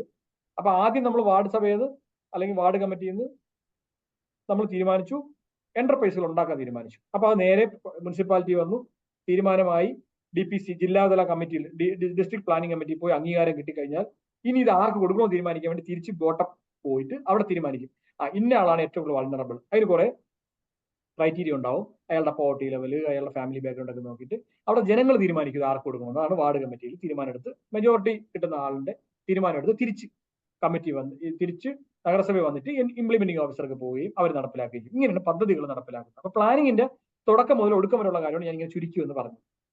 ഒരു എന്റർപ്രൈസ് എക്സാമ്പിൾ ആയിട്ട് നിങ്ങൾ പറഞ്ഞാൽ ഇങ്ങനെ ഇരിക്കും. ഇനി നമ്മൾ അർബൻ പ്ലാനിങ്ങിന്റെ വേറൊരു പെർസ്പെക്റ്റീവ് ആണ് urban as A physical property എങ്ങനെ പ്ലാൻ ചെയ്യാം എന്നുള്ളത്. അതിന് town and country planning department ഉണ്ട് അർബനകത്ത്. അതിനൊരു നിയമമുണ്ട്, ടൗൺ ആൻഡ് കൺട്രി പ്ലാനിംഗ് നിയമമുണ്ട് നമുക്ക്. അതുകൂടാതെ നമുക്ക് മുനിസിപ്പാലിറ്റിക്കകത്ത് നമുക്ക് ഒരു എഞ്ചിനീയറിംഗ് വിഭാഗം ഉണ്ടാവും. അപ്പൊ ഇവരാണ് ഒരു ടൗണിനെ പ്ലാൻ ചെയ്യുന്നത്. അപ്പൊ അതിനുവേണ്ടി നമുക്ക് മുനിസിപ്പൽ ആക്ട് വെച്ചിട്ടല്ല നമ്മൾ പ്ലാൻ ചെയ്യുന്നത്. അതിനുവേണ്ടി നമുക്ക് മാസ്റ്റർ പ്ലാനുകൾ ഉണ്ടാവും. അർബൻ പ്ലാനിങ്ങിനകത്ത് ഒരു പ്രധാന സാധനമാണ് മാസ്റ്റർ പ്ലാനുകൾ. ഈ മാസ്റ്റർ പ്ലാനുകൾ ഉദ്ദേശിക്കുന്നത് വെച്ച് കഴിഞ്ഞാൽ ഒരു 25-30 വർഷം 50 വർഷത്തേക്ക് ഒരു നഗരത്തെ മുൻകൂട്ടി കണ്ടുകൊണ്ട് ഒരു പ്ലാൻ ഉണ്ടാക്കും. ഇന്ന സ്ഥലത്ത് നമ്മൾ ബഫർ സോൺ ആക്കിയിട്ട് വെറ്റ്ലാൻഡ് ആയിട്ട് കീപ്പ് ചെയ്യും, ഇന്ന സ്ഥലം നമ്മൾ ഇൻഡസ്ട്രീസിന് വേണ്ടി മാറ്റി വെക്കും, ഇന്ന സ്ഥലം നമ്മൾ റെസിഡൻഷ്യൽ മാത്രം മാറ്റി വെക്കും, ഇന്ന സ്ഥലം മിക്സഡ് സോൺ ആക്കി വെക്കും, എല്ലാം ചെയ്യാം. ഇന്ന സ്ഥലത്ത് നമ്മൾ റിക്രിയേഷൻ ഏരിയ ആക്കി മാറ്റി വെക്കും, കമ്മ്യൂണിറ്റി സെന്ററിന് ഇന്ന സ്ഥലം മാറ്റി വെക്കും. ഇങ്ങനെ പറഞ്ഞുകൊണ്ട് റോഡിന്റെ വീതി ഇത്രയായിരിക്കും.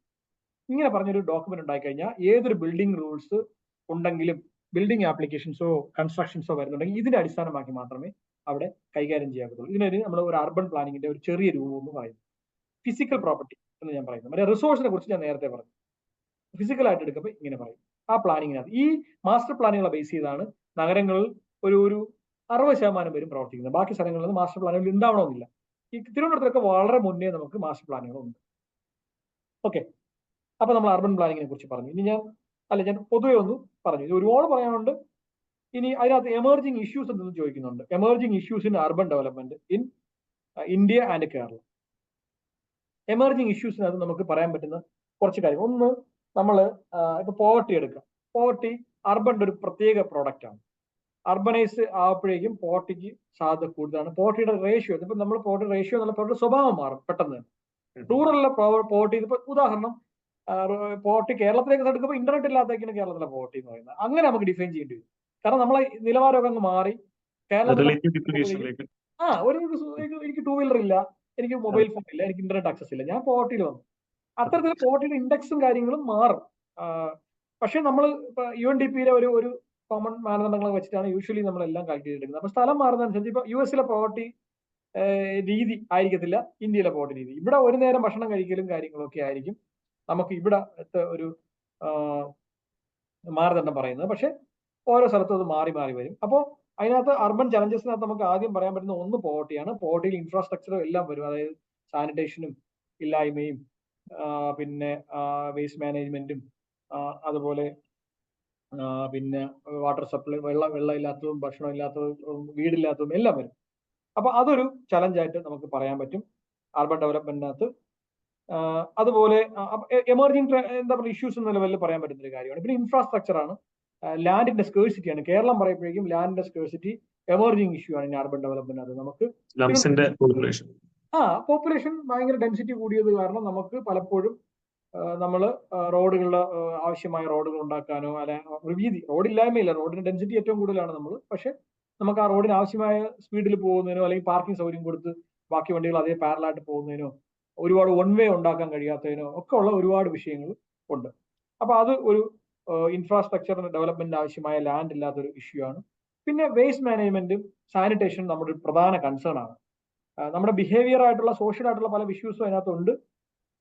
അത് മറ്റ് സംസ്ഥാനങ്ങളിലും മറ്റു സ്ഥലങ്ങളിലും പോകുമ്പോഴേക്കും ഒത്തിരി ലാൻഡും മറ്റു സൗകര്യങ്ങളും ഉള്ളത് കാരണം അവർക്ക് എവിടെയെങ്കിലുമൊക്കെ ഇത് ഡിസ്പോസ് ചെയ്യുന്ന വലിയ വലിയ സെൻട്രലൈസ്ഡ് പ്ലാന്റുകൾ സംവിധാനം കൊണ്ടുവരാൻ കഴിയും. കേരളത്തിനെ സംബന്ധിച്ചിടത്തോളം അത് ഭയങ്കര വെല്ലുവിളിയാണ്.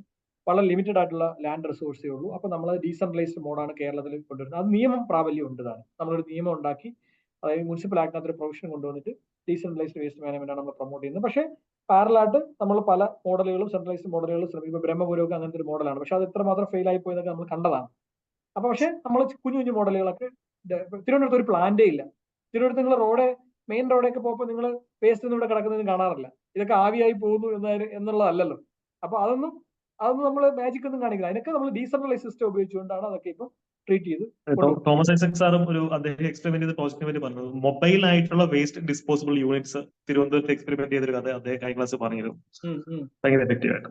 അത് വിളപ്പിൽശാല ഫെയിലിയർ ആയപ്പോഴേക്കും ഒരു വലിയൊരു എഫേർട്ട് ഇവിടുന്ന് ആലപ്പുഴ നമ്മള് സർവോദയപുരം എന്ന് പറയുന്ന പ്ലാന്റ് പൂട്ടിയപ്പോഴാണ് ആലപ്പുഴ ഇത് എക്സ്പെരിമെന്റ് ചെയ്തത്, ഡീസെൻട്രലൈസ്ഡ് പ്ലാന്റുകൾ. അത് തിരുവനന്തപുരത്ത് നമ്മൾ വിളപ്പിൽശാല പൂട്ടിപ്പോയപ്പോഴേക്കും പ്ലാന്റ് പൂട്ടിയപ്പോഴേക്കും ഇവിടെയും കൊണ്ടുവന്നു. വിളപ്പിൽശാല വളരെ റൂറൽ ഏരിയ ആയിട്ട് കൂടി നമ്മളെ ഈ അർബൻ റൂറൽ ഡിവൈഡ് ഇല്ലാത്ത കാരണം അവിടെ പ്രൊട്ടസ്റ്റും കാര്യങ്ങളുണ്ടായി. പക്ഷേ നിങ്ങൾ ഒരിടത്തും കേട്ടില്ല ഡൽഹി പോലുള്ള ഒരു വലിയ ടൗണിൽ വേസ്റ്റ് മാനേജ് ചെയ്യുന്ന ഒരു പ്രൊട്ടസ്റ്റും ഇല്ല.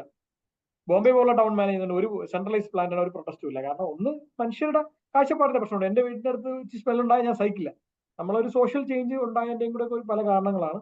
അപ്പൊ വേസ്റ്റ് മാനേജ്മെന്റ് നമ്മളൊരു ഏറ്റവും വലിയൊരു ചലഞ്ചിങ് ഇഷ്യൂ ആണ് കേരളത്തെ പറ്റി പറയാം. അപ്പൊ അതിന്റെ നിങ്ങൾ ഒരു പല വശങ്ങൾ പഠിക്കുകയും അതിന്റെ സൊല്യൂഷൻസ് ഒക്കെ എക്സാം പേപ്പറിനകത്ത് കൊണ്ടുവരികയും ചെയ്യണം. എന്താണ് ഡീസെൻട്രലൈസ്ഡ് വേസ്റ്റ് മാനേജ്മെന്റ് സിസ്റ്റംസ്, എന്താണ് കമ്പോസ്റ്റിംഗ് മോഡൽസ്, എന്താണ് ബയോ CNG, എന്താണ് വേസ്റ്റ് ടു എനർജി പ്ലാന്റ് അഡ്വാൻറ്റേജും ഡിസഡ്വാൻറ്റേജും, എന്തുകൊണ്ട് കേരളത്തിൽ അത് പരീക്ഷിക്കാൻ പറ്റിയിട്ടുണ്ടോ, മോഡൽസ് ഉണ്ടോ, എന്താ ബയോ CNG നമുക്ക് ഇവിടെ തുടങ്ങാൻ കഴിയുന്നത്, എവിടെയും തുടങ്ങുന്നുണ്ട്. ഇപ്പൊ തിരുവനന്തപുരത്തും കൊച്ചിയിലും വരുന്നുണ്ട് ബയോ CNG പ്ലാന്റുകൾ. അപ്പൊ അതിനെക്കുറിച്ചൊക്കെ ആ മോസ്റ്റ് മോഡേൺ ആയിട്ടുള്ള ഓരോ മോഡ് ഓഫ് വേസ്റ്റ് മാനേജ്മെന്റ് ആണ്.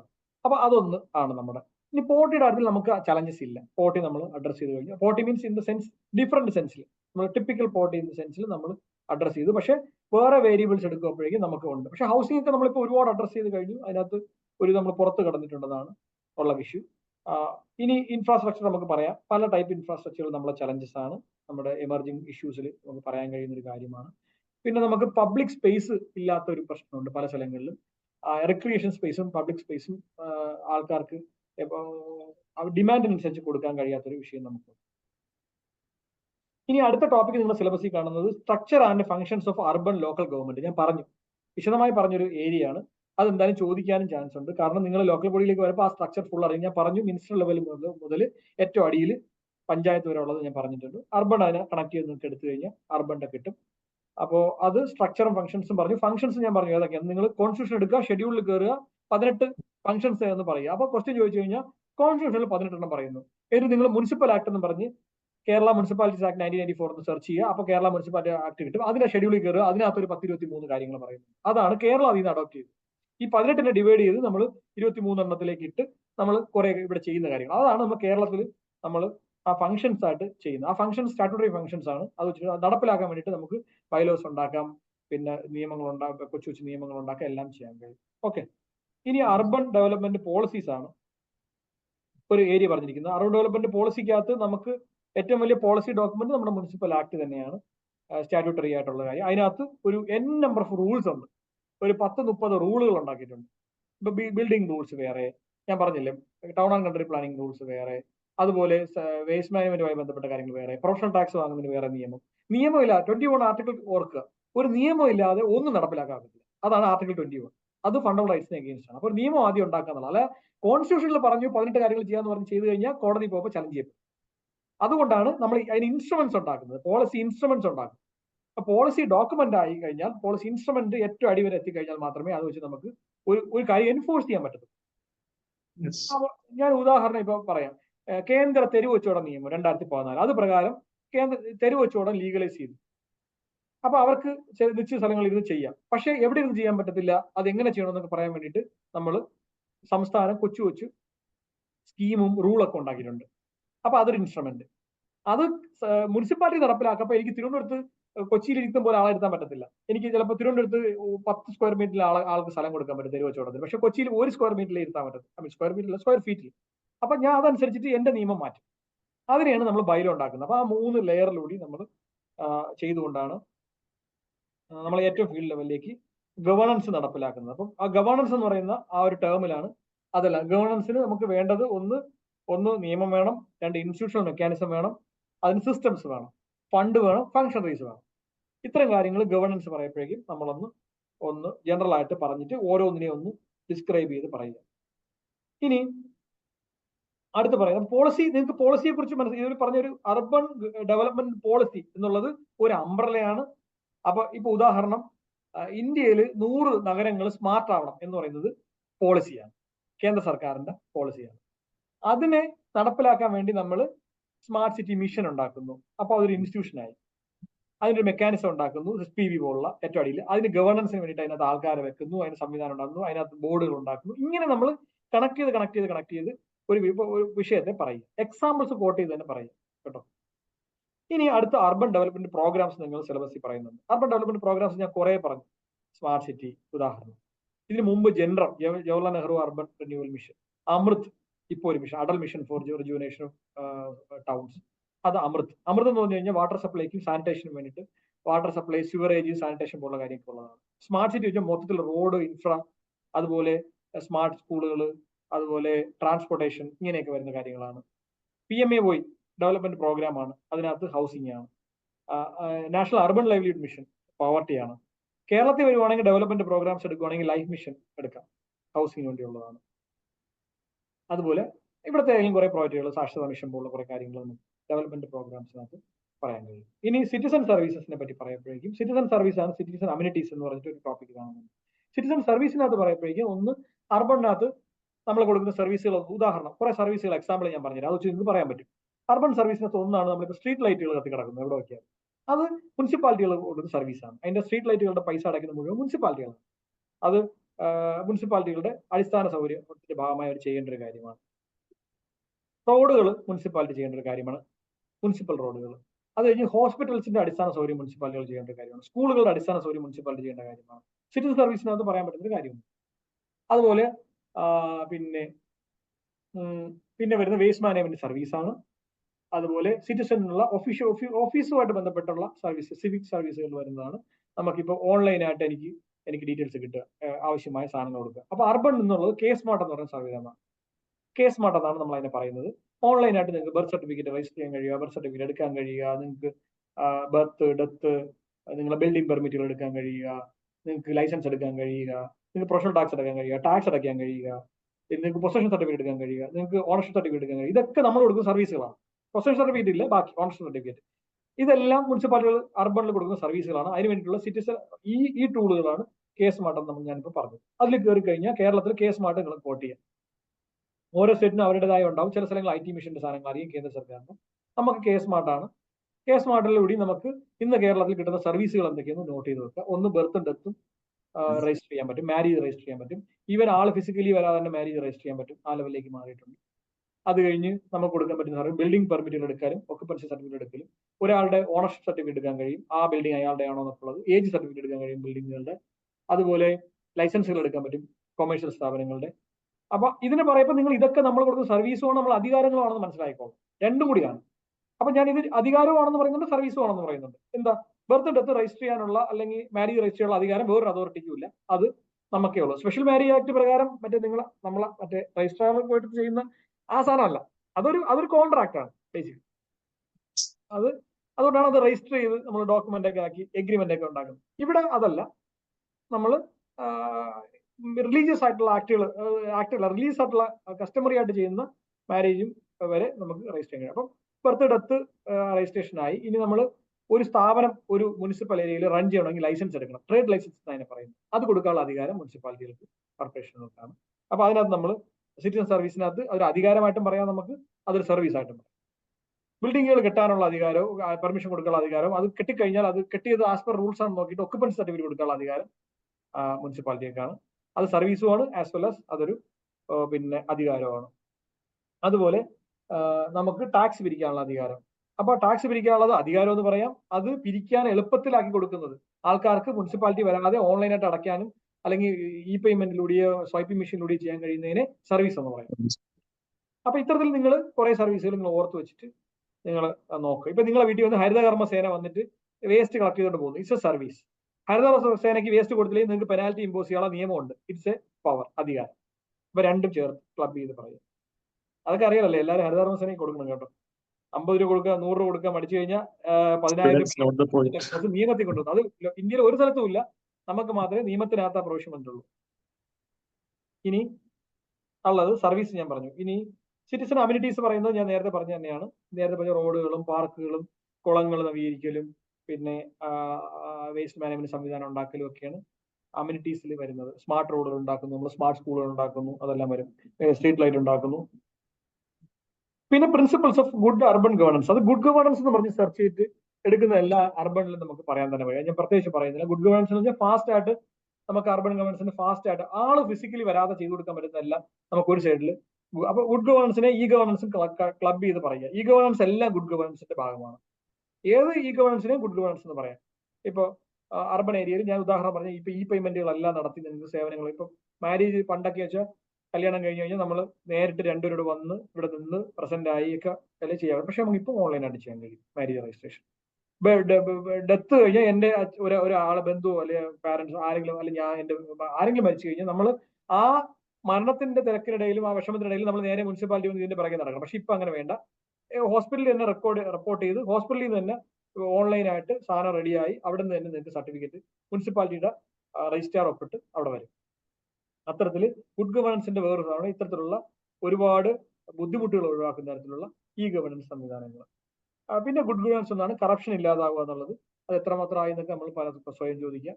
അപ്പൊ അത് ഒരു ഗുഡ് ഗവേണൻസിന്റെ ഭാഗമായിട്ട് നമുക്ക് പറയാം. ഒരു പരിധിവരെ ലോക്കൽ ബോഡികളിൽ ഞാൻ മറ്റു ഡിപ്പാർട്ട്മെന്റുകൾ നോക്കിയപ്പോഴേക്കും കുറവാണെന്ന് തോന്നിയിട്ടുണ്ട്. എന്തുകൊണ്ടെന്ന് നമുക്ക് നിങ്ങൾ അത് പറയണം, എവിടെയെങ്കിലും എഴുതുമ്പോൾ പറയണം. എന്തുകൊണ്ട് ലോക്കൽ ബോഡികളിൽ കറപ്ഷൻ കുറഞ്ഞിരിക്കാൻ ചാൻസ് ഉണ്ടെന്ന് പറഞ്ഞു കഴിഞ്ഞാൽ അതിനകത്ത് അക്കൗണ്ടബിലിറ്റി ഫാക്ടർ ഏറ്റവും കൂടുതൽ ഉള്ളതുകൊണ്ടാണ്. അത് നമ്മൾ പൊളിറ്റിക്കൽ അക്കൗണ്ടബിൾ ആണ്. പൊളിറ്റിക്കൽ ആയിട്ടുള്ള ഒരു സംവിധാനം നമ്മളെ മുകളിൽ വരികയും അവർ ജനങ്ങൾക്ക് അക്കൗണ്ടബിൾ ആവുകയും അപ്പൊ ഇൻഡയറക്റ്റ് ആയിട്ട് നമ്മൾ ജനങ്ങൾക്ക് അക്കൗണ്ടബിൾ ആവുകയും ചെയ്യുന്നതുകൊണ്ടാണ് നമുക്ക് അത്തരത്തിലുള്ള കുമാരോടെ പൊക്കോളൂ അക്കൗണ്ടബിലിറ്റി ഉള്ളതുകൊണ്ടാണ്. അപ്പൊ അക്കൗണ്ടബിലിറ്റി ഫാക്ടർ ഉള്ള എല്ലാത്തിനെയും ഗുഡ് ഗവേണൻസ് പറയാം. അപ്പൊ അക്കൗണ്ടബിലിറ്റി വേഴ്സസ് ഗുഡ് ഗവേണൻസ് എപ്പോഴും കണക്റ്റഡ് ആണ്. എവിടെ അക്കൗണ്ടബിലിറ്റി ഉണ്ടോ, ഉദാഹരണം ലോക്കൽ അർബൻ ഗവേണൻസിനകത്ത് ഒരു 5ഓളം ഓഡിറ്റ് നടക്കുന്ന സ്ഥലമാണ്. ഒരു പ്രോജക്റ്റ് ചെയ്തു കഴിഞ്ഞാൽ അവിടെ ആദ്യം നമ്മുടെ ഓഡിറ്റ് ഇവിടെ സ്ക്രൂട്ടിനി ഉണ്ടാവും, അത് കൗൺസിൽ ലെവലിലായിരിക്കും. രണ്ടാമത് ലോക്കൽ ഫണ്ട് ഓഡിറ്റ് ഡിപ്പാർട്ട്മെന്റ് ഉണ്ട്, അവർ ചെയ്യും. 3 ഏജ് ചെയ്യും. ഇങ്ങനെ പിന്നെ നമുക്ക് ഇന്റേണൽ വിജിലൻസ് വിംഗ് ഉണ്ട്, അവർ ചെയ്യും. ഇത്തരത്തിലുള്ള പിന്നെ ഇതൊക്കെ നിയമസഭാ സമിതി വരുമ്പോൾ അവർ ക്രോസ് ചെക്ക് ചെയ്യും. ഇത്തരത്തിൽ മൾട്ടിപ്പിൾ അക്കൗണ്ടബിലിറ്റി ഉള്ള ഒരു സംവിധാനമായത് കാരണം അത് ഒരു ഗുഡ് ഗവേണൻസിന്റെ ഭാഗമാണ്. ഇതൊന്നും മറ്റു സ്റ്റേറ്റുകളിലൊന്നും ഉണ്ടാവില്ല. അതാണ് ഈ ബീഹാറിലൊക്കെ ദിവസം 4 പാലം വെച്ചിട്ട് തകരുകയും ഇവിടെ ഒരു പാലം പോലും തകരാതിരിക്കുകയും ചെയ്യുന്നതിന്റെ റീസൺ അതാണ്.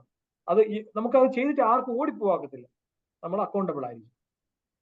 ഇത്തരം ടോപ്പിക്കാണ് നിങ്ങൾ എനിക്ക് എടുക്കണമെന്ന് പറഞ്ഞ അർബൻ ഗവേണൻസിനകത്ത് ഞാൻ നിങ്ങളെ സിലബസിൽ കണ്ടതും ഞാൻ പറഞ്ഞതും. ഇനി പറയാനാണെങ്കിൽ ഒരുപാടുണ്ട്. അപ്പൊ അതിനകത്ത് എന്തെങ്കിലും ഡൗട്ട്സ് ചോദിച്ചാൽ നമുക്ക് അതിനകത്ത് നിന്നുകൊണ്ട് സംസാരിക്കുന്നതായിരിക്കും എനിക്ക് നല്ലത്. Okay sir. So dear students, നിങ്ങൾ ക്ലാസ് ലിസൺ ചെയ്തുകൊണ്ടിരിക്കുകയാണ്.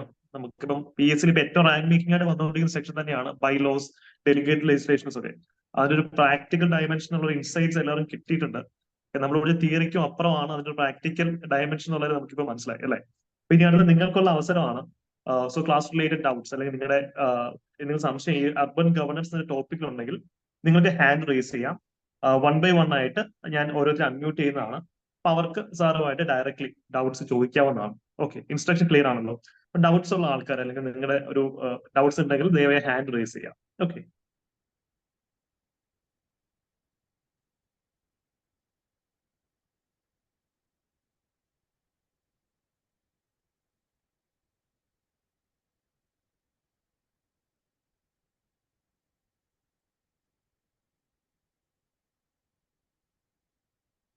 ഓക്കെ, ഡൗട്ട്സ് കൺസോളിഡേറ്റ് ചെയ്തിരിക്കാൻ തോന്നും. സാർ, ഒരു സ്റ്റുഡന്റ് നേരത്തെ ചോദിച്ച ഡൗട്ട് ആയിരുന്നു ഈ പബ്ലിക് പ്രൈവറ്റ് പാർട്ണർഷിപ്പ്. അർബൻ ഗവർണൻസിന് ഇനിയുള്ള കാലത്ത് പബ്ലിക് പ്രൈവറ്റ് പാർട്ണർഷിപ്പിന്റെ ഒരു റിലവൻസ് എത്രത്തോളമാണ് സാറിന്റെ ഒപ്പീനിയനിൽ? ഈ PPP അല്ലെങ്കിൽ അതിനേക്കാളും അഡ്വാൻസ്ഡ് ആയിട്ട് ഉള്ള പ്രോജക്റ്റുകൾ, ആ PPP മോഡൊക്കെ മാറിയല്ലോ ഇപ്പം. അപ്പോ PPP ടൈപ്പ് പ്രോജക്റ്റുകൾക്ക് യാതൊരു തടസ്സവും നമുക്കില്ല. മുനിസിപ്പൽ ആക്ടിനകത്തോ നിയമത്തിനകത്തോ യാതൊരു റെസ്ട്രിക്ഷനും ഇല്ല. നമുക്ക് പ്രോപ്പർ ആയിട്ടുള്ള ട്രാൻസ്പാരന്റ് ഉള്ള എഗ്രിമെന്റ് പ്രോസസ്സിലൂടെയും ടെൻഡർ പ്രോസസ്സിലൂടെയും അത് കൊടുക്കുന്നതിന് യാതൊരു പ്രശ്നവുമില്ല. പക്ഷെ അതിന്റെ സാധ്യത എന്ന് പറയുന്നത് എന്തുകൊണ്ട് കൂടുതലെന്ന് പറഞ്ഞു കഴിഞ്ഞാൽ, പലപ്പോഴും നിങ്ങൾ നേരത്തെ പറഞ്ഞല്ലോ ബോണ്ട് ഇഷ്യൂ നമ്മൾ വില്ലിങ് അല്ല. അപ്പൊ അത്തരത്തിലുള്ള ഫണ്ട് സോഴ്സ് വരുന്നില്ല. ഇനി ഫണ്ട് സോഴ്സുകൾ ഉണ്ടെങ്കിൽ തന്നെ ഫണ്ട് സോഴ്സിന് ഒരുപാട് പരിമിതികളുണ്ട്. ഇപ്പൊ സംസ്ഥാന സർക്കാർ നമുക്ക് ഫണ്ട് തരുമ്പോഴേക്കും അതിന് 25% അല്ല 50%ഓളം പല റെസ്ട്രിക്ഷൻസ് വെച്ചാൽ തരുന്നത്. ഇന്ന കാര്യങ്ങൾക്ക് ഉപയോഗിക്കാൻ പാടുള്ളൂ. അപ്പൊ ഇതൊന്നും അല്ലാതെ കുറെ കാര്യങ്ങളൊക്കെ ചെയ്യാണ്ടാവും. ഇപ്പൊ റോഡുകൾക്ക് ടോട്ടൽ ഫണ്ടിന്റെ ആകെ ഈ 50% എല്ലാത്തിനും നിർബന്ധമായി മാറ്റി വെച്ചാൽ കിട്ടുന്ന 50%ന്റെ 50% ഉപയോഗിക്കാൻ പാടുള്ളൂ. അപ്പൊ ഇന്റെ എഫക്ട് 25% നമുക്ക് ടോട്ടൽ കിട്ടുന്ന 100 രൂപയിൽ 25 രൂപ മാത്രമേ അടിസ്ഥാന സൗകര്യത്തിന് വേണ്ടി ഉപയോഗിക്കാൻ കഴിയത്തുള്ളൂ. അപ്പൊ നമുക്ക് അടിസ്ഥാന സൗകര്യം എന്നാ വേണ്ടതാണ്? ഡിമാൻഡ് എത്രയാണ്? 10 ലക്ഷം പോപ്പുലേഷൻ ഉണ്ട് ഒരു കോർപ്പറേഷനിൽ. അപ്പോൾ അവിടെ നമുക്ക് ഫണ്ട് വേണം. അവിടെ നമുക്ക് എന്ത് ചെയ്യാൻ പറ്റും? PPP. ഇപ്പൊ എനിക്കൊരു സ്ലോട്ടർ ഹൗസ് കിട്ടുന്നു. സ്ലോട്ടർ ഹൗസ് കിട്ടപ്പോഴേക്കും ഞാൻ എന്തിന് എന്റെ ഒരു 5 കോടി രൂപ അവിടെ കൊണ്ടുവന്ന് ടാക്സ് പിരിച്ച പൈസ അവിടെ കൊണ്ട് ഡംപ് ചെയ്യണം? അതിന് പകരമായിട്ട് ഞാൻ ലാൻഡ് കൊടുക്കുന്നു. അയാള് ഒരു ബിസിനസ് മോഡലായിട്ട് വരുന്നു. ആ ബിസിനസ് മോഡൽ ഒരു ട്രാൻസ്പാരന്റ് പ്രോസസ്സിലൂടെ അത് വെറ്റിയപ്പെടുന്നു.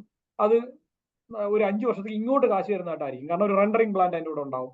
സ്ലോട്ടർ ചെയ്യുമ്പോൾ ഒരു സ്ലോട്ടർ ഹൗസ് ഉണ്ടാവുന്നു, അതിന്റെ റെൻഡറിംഗ് പ്ലാന്റ് ഉണ്ടാവുന്നു. സ്ലോട്ടർ ചെയ്യുന്ന സാധനങ്ങളുടെ ബൈ പ്രോഡക്റ്റ് ആയിട്ട് റെൻഡറിംഗ് പ്ലാന്റിലൂടെ മറ്റേ ഫിഷ് ഫുഡോ അല്ലെങ്കിൽ എന്താ പറയുക മൃഗങ്ങൾക്ക് കൊടുക്കുന്ന പെറ്റ് ഫുഡോ ഒക്കെ ഉണ്ടാകുന്നു. അതിലൂടെ അയാൾ ലാഭം ഉണ്ടാക്കുന്നു.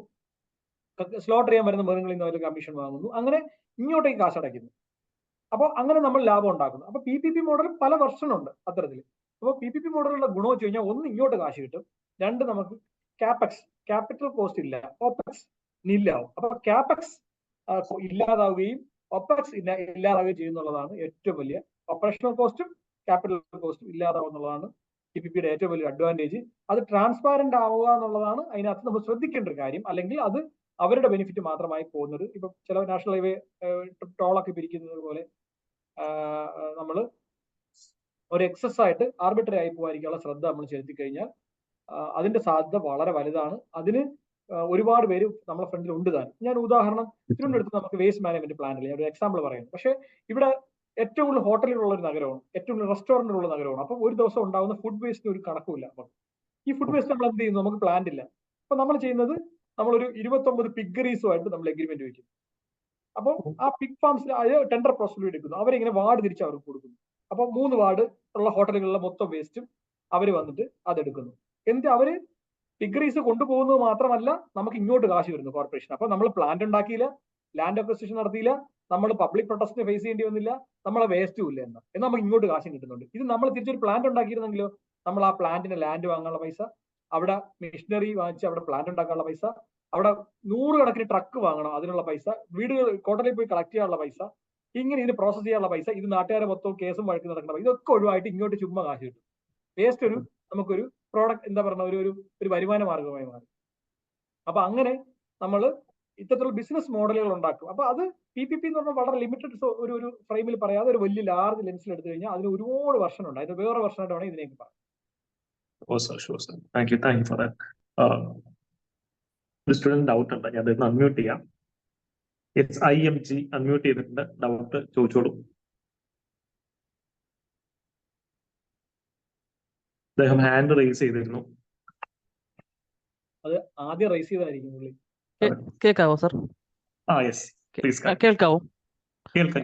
സർ, ഡിസാസ്റ്റർ മാനേജ്മെന്റിൽ അർബൻ ഗവൺമെന്റിന്റെ റോൾ എന്തായിരിക്കും? അതെ, അത് വളരെ നല്ലൊരു ചോദ്യമാണ്. ഇത് എന്തായാലും ചോദിക്കും കേട്ടോ, നിങ്ങളടുത്ത് ചോദിക്കാൻ ചാൻസ് ഉണ്ട്. കാരണം ഒരു ഭയങ്കര ഒരു ചേഞ്ചാണ് ഉണ്ടായത്. നമ്മൾ പണ്ട് ഡിസാസ്റ്റർ മാനേജ്മെന്റ് DM എന്ന് പറയുന്ന പ്യൂർലി ഒരു റവന്യൂവിന്റെ ഒരു എന്താ പറയുക ഒരു പോർട്ട്ഫോളിയോ ആയിരുന്നു. ഇന്ന് അതിനകത്ത് ഏറ്റവും കൂടുതൽ റോൾ പ്ലേ ചെയ്യുകയും ഏറ്റവും കൂടുതൽ കാര്യങ്ങൾ കൈകാര്യം ചെയ്യുന്ന ഒരു വിഭാഗം എന്ന് പറഞ്ഞാൽ ലോക്കൽ ബോഡികളാണ്. നിങ്ങളിപ്പോ എവിടെ എടുത്തു നോക്കിയാൽ, ഇപ്പം 2018 ഫ്ലഡ് എടുക്കുകയാണെങ്കിലോ അല്ലെങ്കിൽ അതിന് ശേഷം ഉണ്ടായ കോവിഡ് എടുക്കുകയാണെങ്കിലോ, ഏത് ഡിസാസ്റ്റർ വന്നിട്ടുണ്ടെങ്കിലും ഫസ്റ്റ് എത്തിപ്പെടുന്നതും ഏറ്റവും കൂടുതൽ പൈസ ചെലവാക്കുന്നതും ഏറ്റവും കൂടുതൽ ഫങ്ഷണറീസിന് ഉപയോഗിക്കുന്നതും ലോക്കൽ ബോഡികളാണ്. അപ്പോൾ അതിനകത്ത് പൈസ വെക്കണമെന്ന് പറഞ്ഞ് പദ്ധതി മാർഗരേഖയും വന്നു കഴിഞ്ഞു. അപ്പോൾ പോളിസി സൈഡിലും അത് ലോക്കൽ ബോഡികളെ ഏൽപ്പിച്ചു കഴിഞ്ഞു. അപ്പോൾ ലോക്കൽ ബോഡികളിൽ അതിന് പ്രത്യേക സെല്ല് ഉണ്ടാവണം, പ്രത്യേകം ഫണ്ട് മാറ്റി വെക്കണം, നിശ്ചിത തുക അതിന് വേണ്ടിയിട്ട് പ്രോജക്റ്റുകൾ ഉണ്ടായിരിക്കണം, അതിനുള്ള എക്യുപ്മെന്റ്സും കാര്യങ്ങളും റെഡി ആയിരിക്കണമെന്ന് പറയുന്നുണ്ട്, അത് വാങ്ങി വെക്കണമെന്ന് പറയുന്നുണ്ട്, അതിനുള്ള ആൾക്കാരെ ട്രെയിൻ ചെയ്ത് വെക്കണമെന്ന് പറയുന്നുണ്ട്, അത് കോർഡിനേറ്റ് ചെയ്യണമെന്ന് പറയുന്നുണ്ട്. അതിന്റെ മിറ്റിഗേഷനും പ്രിവെൻഷനും എല്ലാം കൈകാര്യം ചെയ്യുന്ന ഒരു സംവിധാനമായി ലോക്കൽ ബോഡികൾ മാറി. റവന്യൂ ഡിപ്പാർട്ട്മെന്റ് ആ ലെവലിൽ നിന്ന് ഒരുപാട് മാറിയിട്ട് അതിപ്പോ ഒരു അഡ്വൈസറി ലെവലിലോ അല്ലെങ്കിൽ കുറച്ച് ഒരു ഇനീഷ്യൽ ഇൻവോൾവ്മെന്റ് എന്നുള്ള ലെവലിലോ മാറി എന്നുള്ളതാണ്. അപ്പൊ അതൊന്ന് വായിച്ച് എക്സാമ്പിൾ അടക്കം വെക്കാം. എനിക്ക് ബെസ്റ്റ് എക്സാമ്പിളുകൾ പറയാൻ പറ്റുന്നത്, ഉദാഹരണം കോവിഡ് എടുത്തു കഴിഞ്ഞാൽ കോവിഡിനകത്തുള്ള എല്ലാ ഫെസിലിറ്റി സെന്റേഴ്സ് എല്ലാം ഉണ്ടാക്കിയത്, വാക്സിനുകൾ കൊടുക്കുന്നതിന് കാര്യങ്ങൾ കൈകാര്യം ചെയ്തിട്ടുള്ളത്, അതിനാവശ്യമായ അടിസ്ഥാന സൗകര്യം, ഫുഡ് എല്ലാം കൊടുത്തത് ലോക്കൽ ബോഡികളായിരുന്നു. അതിനുള്ള പിന്നെ എന്താ മെഷേഴ്സ് എടുത്തതും അതിനുള്ള സംവിധാനങ്ങളെ മൊത്തം ചുമതലപ്പെടുത്തിയതും അവരായിരുന്നു. അത് കഴിഞ്ഞ് ഫ്ലഡ് എടുത്തു കഴിഞ്ഞാൽ ഫ്ലഡിനകത്തോ അല്ലെങ്കിൽ എർക്യൂക്കോ ലാൻഡ്സ്ലൈഡോ വന്നു കഴിഞ്ഞാലും എപ്പോഴും ക്യാമ്പുകൾ ഉണ്ടാക്കാൻ സർക്കാരിന്റെ നിലവിലുള്ള ഉത്തരവ് എല്ലാ ക്യാമ്പുകളുടെ അടിസ്ഥാന സൗകര്യം കൊടുക്കുന്നതും ഫുഡ് കൊടുക്കേണ്ടതും അവരുടെ അത് കഴിഞ്ഞ് അവരെ റീഹാബിലിറ്റ് ചെയ്യേണ്ടതും വീട് വെച്ച് കൊടുക്കേണ്ടത് ഒക്കെ ലോക്കൽ ബോഡികളാണ്. അപ്പോൾ മിറ്റിഗേഷൻ അത് ഹെഡ് തിരിച്ച് തന്നെ പറയണം. അതിന്റെ പ്രിവെൻഷൻ എടുക്കുക, അതിന്റെ മിറ്റിഗേഷൻ എടുക്കുക, റീഹാബിലിറ്റേഷൻ എടുക്കുക. അതിന്റെ 3-4 ഹെഡാക്കി തന്നെ അതിനെ നിങ്ങൾ ഡിസ്ക്രൈബ് ചെയ്യണം. Thank you for the question and thank you for the answer, sir. Any other students hand raise ചെയ്തിട്ടില്ല മറ്റാരും? നിങ്ങൾക്ക് മറ്റെന്തെങ്കിലും സംശയമുണ്ടോ? കുറച്ച് സ്റ്റുഡൻസ് മെസ്സേജ് ആയിട്ട് ഡൗട്ട്സ് അയച്ചിട്ടുണ്ട്. ലൈവായിട്ട് ചോദിക്കാനുള്ള ഓപ്പർച്യൂണിറ്റി നമുക്ക് ഉണ്ട് കേട്ടോ. ഷയ്യാവേണ്ട കാര്യമില്ല, ലൈവായിട്ട് തന്നെ ചോദിക്കാം. ഈ സസ്റ്റൈനബിൾ സിറ്റീസ് എന്നൊരു കോൺസെപ്റ്റ് ന്യൂസിൽ കാണുന്നുണ്ട്. അപ്പൊ അതിന്റെ ഒരു റിലവൻസ് ഒന്ന് പറയാമോ എന്നൊരു സ്റ്റുഡന്റ് ചോദിച്ചിട്ടുണ്ട്. കുറച്ച് കാലമായിട്ട് നമ്മൾ ഇപ്പം കേട്ടോണ്ടിരിക്കുന്ന ഒരു സസ്റ്റൈനബിൾ സിറ്റീസിനെ പറ്റി പറയുന്നുണ്ട്. അപ്പം ഈ സസ്റ്റൈനബിലിറ്റി നമ്മൾ എടുക്കപ്പോഴേക്കും ഞാൻ ഈ നേരത്തെ പോവർട്ടി ഇൻഡെക്സ് ഒക്കെ പറഞ്ഞ പോലെ തന്നെ നമ്മളെപ്പോഴും അതിനൊരു എൻവയോൺമെന്റ് ആസ്പെക്റ്റിൽ മാത്രം എടുക്കാതെ അതിന്റെ ലൈവ്ലിഹുഡ് ആസ്പെക്ട്. അപ്പോൾ ഒരു സിറ്റി ഡെവലപ്പ് ചെയ്യപ്പോഴേക്കും അവിടെ എത്രമാത്രം ആൾക്കാർ അവിടെ നിന്ന് പുറത്താക്കപ്പെടുന്നു എന്നുള്ളത് ഒരു സസ്റ്റൈനബിൾ സിറ്റി ആവുന്നില്ല. അപ്പൊ സസ്റ്റൈനബിൾ സിറ്റി എടുക്കുമ്പോൾ നമ്മൾ അവിടുത്തെ ആൾക്കാരുടെ ലൈവ്ലിഹുഡ് എത്രമാത്രം എൻഷുർ ചെയ്യപ്പെട്ടു, എത്ര ആൾക്കാർ ഡിസ്പ്ലേസ് ചെയ്യപ്പെട്ടു. ഒരു പ്രോജക്റ്റ് വരുന്നു, ഇപ്പൊ ഞാൻ ഇവിടെ ഒരു പ്ലാന്റ് കൊണ്ടുവരുന്നു, ഒരു വലിയൊരു എന്താ പറയുക ഒരു ഇൻഡസ്ട്രിയൽ, എന്റെ മാസ്റ്റർ പ്ലാൻ പ്രകാരം ഞാൻ എന്റെ മാസ്റ്റർ പ്ലാൻ ഉണ്ടാക്കുകയാണ്. ഉദാഹരണം, അതൊരു പോളിസി ഡോക്യുമെന്റ് ആണ്. മാസ്റ്റർ പ്ലാൻ ഉണ്ടാക്കിയപ്പോൾ ഒരു ഇൻസ്ട്രുമെന്റ് ആയി. അത് വരപ്പോഴേക്കും ഞാൻ 100 ഏക്കർ സ്ഥലം ഇൻഡസ്ട്രീസിന് വേണ്ടി മാറ്റി വെക്കുന്നു. അവിടുത്തെ സസ്റ്റൈനബിലിറ്റി എന്ന് പറയുന്നത് ഒന്ന് സിറ്റി ഡെവലപ്മെന്റ് വന്നു, പക്ഷെ അവിടെ ഒന്ന് എൻവയോൺമെന്റലി എത്ര നമ്മൾ അഡ്രസ് ചെയ്യപ്പെട്ടു, അവിടെ എത്രമാത്രം ജലാശയങ്ങൾ മൂടപ്പെട്ടു എന്നോ, അല്ലെങ്കിൽ എത്രമാത്രം മണ്ണിട്ട് നികത്തപ്പെട്ടു എന്നോ, അല്ലെങ്കിൽ അതിന്റെ ഇമ്പാക്ട് ഉണ്ടെന്നോ ഒരു സൈഡ്, എൻവയോൺമെന്റ് സൈഡ്. രണ്ട്, ഞാൻ എത്ര പേരെ ഡിസ്പ്ലേസ് ചെയ്യപ്പെട്ടു, അവരുടെ എന്ത് ലൈവ്ലിഹുഡ് പോയി കഴിഞ്ഞു, ആ പോയവർക്ക് എന്ത് കൊടുത്തു എന്നുള്ളത്, ഹൗസിംഗ് ആയിക്കോട്ടെ, അവരുടെ സാനിറ്റേഷൻ ആയിക്കോട്ടെ, അവരുടെ ലൈവ്ലിഹുഡ് ആയിക്കോട്ടെ. അപ്പൊ ഈ വിവിധങ്ങളായ ഘടകങ്ങളിൽ അഡ്രസ് ചെയ്തിട്ടുള്ള പോളിസികൾ വരപ്പോഴാണ് സസ്റ്റൈനബിൾ സിറ്റീസ് എന്ന് പറയുന്നത്. അപ്പോൾ അതിൽ നമ്മൾ എത്രമാത്രം വിജയിച്ചു എന്നുള്ളത് നമ്മൾ അത് ഒരു ഡേറ്റ എൻ്റെ കയ്യിലില്ലാത്ത കാരണം എനിക്ക് അത് കൃത്യമായി പറയാൻ കഴിയില്ലെങ്കിലും നമ്മൾ കമ്പാരിറ്റീവ്ലി അത് ഓക്കെയാണ്. അത് ഒരു പരിധിവരെ നമ്മുടെ ഒരു സോഷ്യലി എംപവർമെന്റിന്റെ ഭാഗമാക്കി കൊണ്ട് നമുക്ക് ആൾക്കാരെ പ്രതികരിക്കുന്ന ആൾക്കാരായ കാരണം അവരെ അഡ്രസ് ചെയ്തുകൊണ്ട് മാത്രമേ പ്രോജക്റ്റുകൾ ചെയ്യാൻ കഴിയൂ. ഉദാഹരണം, ഇന്ത്യയിൽ ഡിസ്പ്ലേസ്മെന്റിൽ ഏറ്റവും കൂടുതൽ കോമ്പൻസേഷൻ കൊടുക്കുന്ന സ്റ്റേറ്റ് ആണ് കേരള, എസ്പെഷ്യലി അർബൻ. അപ്പൊ അതുകൊണ്ടാണ് നമ്മൾ വർഷങ്ങളായിട്ട് നടക്കാതിരുന്ന നാഷണൽ ഹൈവേ പ്രോജക്റ്റ് ക്വിക്കായിട്ട് ഇപ്പൊ നടന്നതിന്റെ കാര്യം എന്താ, കൃത്യമായിട്ട് നമ്മൾ ആ നിയമം ആർബിട്രറി അല്ലാത്ത രീതിയിൽ ഫീൽഡ് പ്രൊഫഷൻസിനകത്ത് മാക്സിമം ആൾക്കാർക്ക് റീഹാബിലിറ്റേഷൻ കൊണ്ടുവന്നു. ആ റീഹാബിലിറ്റേഷൻ വരെ ലൈവ്ലിഹുഡ് പോയവർക്ക് ലൈവ്ലിഹുഡ് അഡ്രസ് ചെയ്യാൻ പറ്റി. നമുക്ക് അവരുടെ കടകൾക്കൊക്കെ റൂൾസ് ഒക്കെ റിലാക്സ് ചെയ്തുകൊണ്ട് അവർക്ക് വീണ്ടും റൺ ചെയ്യാനുള്ള സൗകര്യം ഉണ്ടാക്കാൻ പറ്റി. അപ്പോൾ സസ്റ്റൈനബിൾ സിറ്റിക്കകത്ത് എൻവയോൺമെന്റ് ഫാക്ടറുകൾ പറയരുതെന്നല്ല, പക്ഷേ അതിനോടൊപ്പം തന്നെ ലൈവ്ലിഹുഡ് പോലുള്ള കാര്യങ്ങളും സോഷ്യൽ കാര്യങ്ങളും പറയണം. സോഷ്യൽ ആയിട്ടുള്ള കാര്യങ്ങൾ, സോഷ്യൽ ഇമ്പാക്റ്റും അതിനകത്ത് ഇപ്പൊ പറയുന്നുണ്ട്. സസ്റ്റൈനബിൾ സിറ്റിക്കകത്ത് പറയുന്നത് എത്ര ഹാപ്പിനെസ് ഉണ്ട് ആൾക്കാർക്ക് സസ്റ്റൈനബിൾ സിറ്റിയുടെ ഒരു ഫാക്ടറായിട്ട് നമ്മൾ പറയാറുണ്ട്. ഇപ്പം എനിക്കെല്ലാം നഷ്ടപ്പെട്ടു, എന്റെ സിറ്റി വലുതായി എന്ന് പറഞ്ഞിട്ട്, എന്റെ സിറ്റി ഡെവലപ്പായി എന്ന് പറഞ്ഞിട്ട് കാര്യമില്ല. എനിക്ക് നഷ്ടപ്പെട്ടത് എനിക്ക് തിരിച്ചു കിട്ടുകയോ അല്ലെങ്കിൽ നഷ്ടപ്പെടാതെ തന്നെ സിറ്റി വലുതാകുമ്പോഴാണ് അത് സസ്റ്റൈനബിൾ എന്ന് പറയാൻ പറ്റുന്നത്. അപ്പം സോഷ്യൽ പറയാം, എൻവയോൺമെന്റ് പറയാം, ലൈവ്ലിഹുഡ് പറയാം, എല്ലാം പറയാം. ഓക്കെ സർ, അതൊരു മൾട്ടി ഡയമെൻഷണൽ ആയിട്ട് തന്നെ സസ്റ്റൈനബിലിറ്റി എന്നൊരു കോൺസെപ്റ്റിനെ നോക്കി കാണുക എന്നുള്ളതൊക്കെ കിട്ടുന്ന ഒരു മെസ്സേജ്. സർ, മറ്റൊരു സ്റ്റുഡന്റ് ഡൗട്ട്, ഇപ്പൊ ഇൻഫ്രാസ്ട്രക്ചർ പ്രോജക്ട്സും 4 വരി പാത 6 വരി പാതയൊക്കെ അർബൻ ഡെവലപ്മെന്റ് എസെൻഷ്യൽ കമ്പോണൻസ് ആണ്. പക്ഷെ അങ്ങനെ വരുമ്പോൾ സർ നേരത്തെ പറഞ്ഞ പോലെ ലാൻഡ് അക്വിസിഷൻ വരുന്നു, ആൾക്കാർ കേസിന് പോകുന്നു, അത് പിന്നെ ഡിലേ ആവുന്നു. അപ്പൊ അത്തരം സാഹചര്യങ്ങൾ അല്ലെങ്കിൽ ഇൻഫ്രാസ്ട്രക്ചറിന്റെ ഡെവലപ്മെന്റിലുള്ള ഇത്തരം സോഷ്യൽ കൺസേൺസ് അല്ലെങ്കിൽ ജനങ്ങൾ തന്നെ ഡെവലപ്മെന്റിനെതിരായിട്ട് നിൽക്കുന്ന ചിലൊരു കോണ്ടെക്സ്റ്റ് കാണുമല്ലോ, പ്രോപ്പർട്ടി പോകുമ്പോഴത്തേക്കും റോഡ് വികസനത്തിന്റെ ഭാഗമായിട്ട്. അപ്പൊ അത്ര ഇഷ്യൂസ് എങ്ങനെയാണ് സോൾവ് ചെയ്യാൻ പറ്റുന്നത് എന്നൊരു സ്റ്റുഡന്റ് ചോദിക്കുന്നു. അല്ല, അവിടെ നമ്മൾ അതിന്റെ ക്വാണ്ടിഫൈ ചെയ്യുക, അവർക്കുണ്ടാവുന്ന കാര്യങ്ങളെ ക്വാണ്ടിഫൈ. ഇപ്പൊ ആ വിഷയം ഇല്ല ഞാൻ പറയണം, അതാ പറഞ്ഞു. ഇപ്പൊ നമ്മള് അതിനൊന്ന് ക്വാണ്ടിഫൈ ചെയ്തു. അപ്പൊ അവർക്ക് എന്തൊക്കെ നഷ്ടപ്പെടും? അവർക്കൊന്ന് അവര് നിലവിലുള്ള അവരുടെ ഒരു ഒരു ഒരു ഫീലിംഗ് ഉണ്ടാവും, ഇത് എന്റേതാണ് ഈ നാടും ഇതൊക്കെ.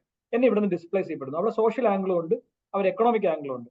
അപ്പോൾ എക്കണോമിക് ആയിട്ടുള്ള നഷ്ടം നികത്താൻ വേണ്ടി നമുക്ക് അവർക്ക് പൈസ കൊടുക്കും. അപ്പൊ ആർബിട്രറി ആവാതിരിക്കുക എന്നുള്ളത് അതിനകത്ത് ഒന്ന്. അതിനുവേണ്ടി സ്റ്റാറ്റ്യൂട്ട് ഉറപ്പായിട്ട് ഉണ്ടായിരിക്കുക. സ്റ്റാറ്റ്യൂട്ട് പറയുന്ന കാര്യങ്ങൾ നെഗോഷിയേറ്റ് ചെയ്യാതെ കൊടുക്കുക.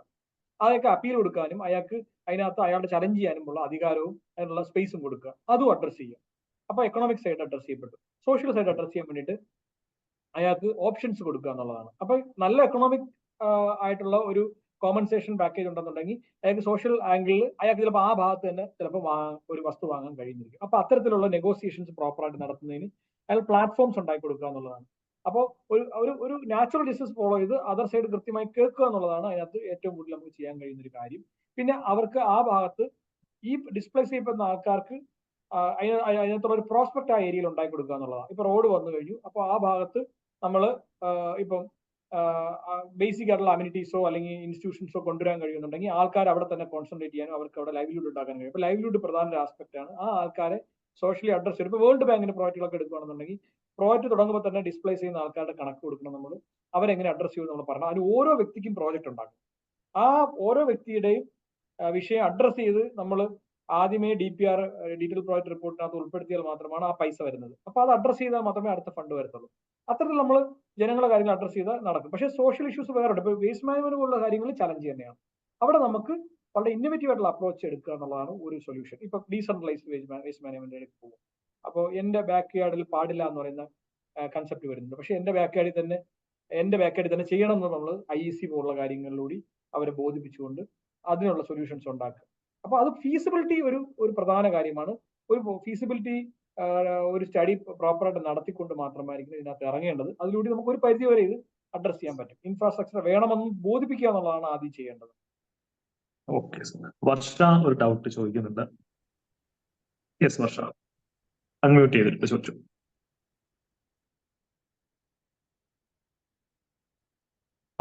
വർഷ ഹാൻഡ് റൈസ് ചെയ്തിട്ടോ? യെസ് ചോദിച്ചു.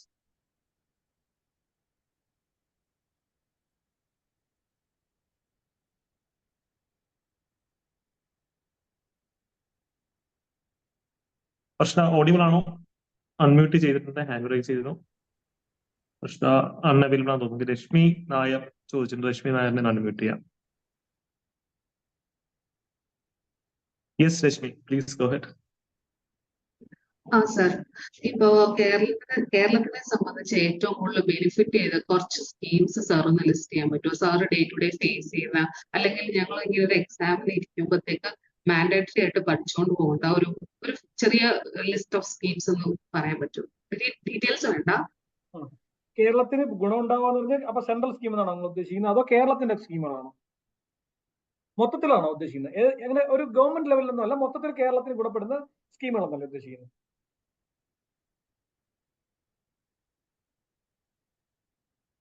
അതാണ് ഉദ്ദേശിച്ചത്. ആദ്യം കേരളത്തെ പറ്റി പറയുകയാണെങ്കിൽ നമ്മുടെ 5 മിഷനുകളുണ്ടല്ലോ.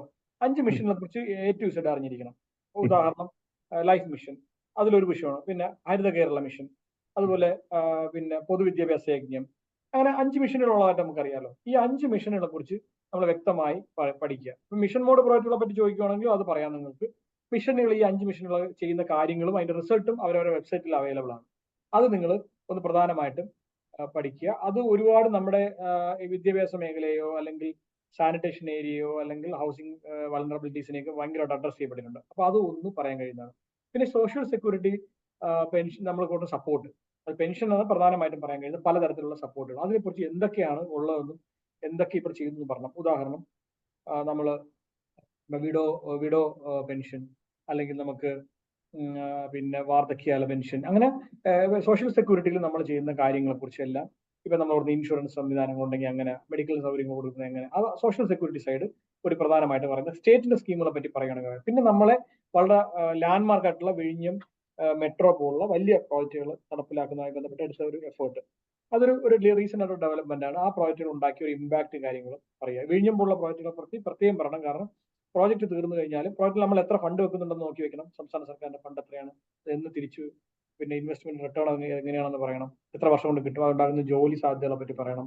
അതുണ്ടാക്കുന്ന പിന്നെ സോഷ്യൽ ചേഞ്ചുകളെ പറ്റി പറയണം. അതെല്ലാം ഒന്ന് പറയുക. പിന്നെ കേന്ദ്ര സർക്കാരിന്റെ സ്കീമുകളെ പറ്റി പറയുകയാണെങ്കിൽ അർബൻ സ്പെസിഫിക് ആയിട്ട് പറയുകയാണെങ്കിൽ നമ്മൾ പറയേണ്ടത് പിന്നെ അയ്യങ്കാളി തൊഴിലുറപ്പ് പദ്ധതി എന്ന് പറഞ്ഞൊരു പദ്ധതിയുണ്ട്.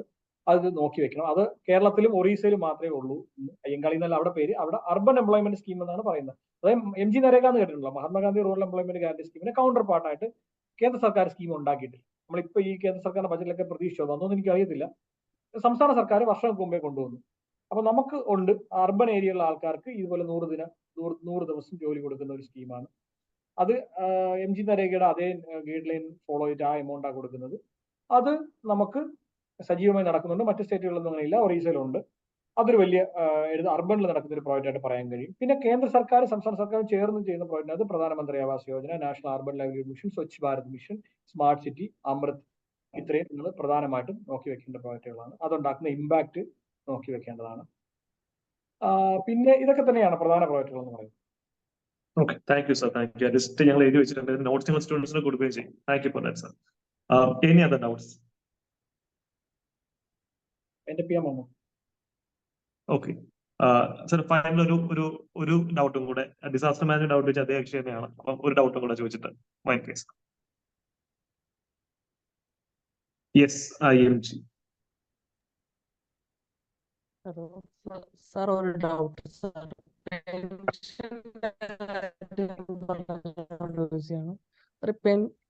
പെൻഷൻ കൊടുക്കുന്നത് സ്റ്റേറ്റ് ആണോ അതോ ഈ അർബൻ? ഒന്നുകൂടെ റിപ്പീറ്റ് ചെയ്യുക ക്വസ്റ്റ്യൻ. എനിക്ക് ഒരു മനസ്സിലായി. അത് നേരത്തെ നമ്മൾ പറഞ്ഞ പോലെ സെൻട്രലും സ്റ്റേറ്റിനും ഫണ്ട് തരുന്നുണ്ടോ എന്നുള്ളതാണല്ലോ ചോദിച്ചത്. ഓക്കെ, അല്ലെ? അതിനകത്ത് സെൻട്രലും സ്റ്റേറ്റും ഫണ്ട് വരുന്നുണ്ട്. പക്ഷെ അതിൽ സ്റ്റേറ്റ് നമ്മൾ ഹൗസിംഗിനകത്ത് പറഞ്ഞതുപോലെ കൂടുതൽ പൈസ വെക്കുന്നത് സ്റ്റേറ്റ്.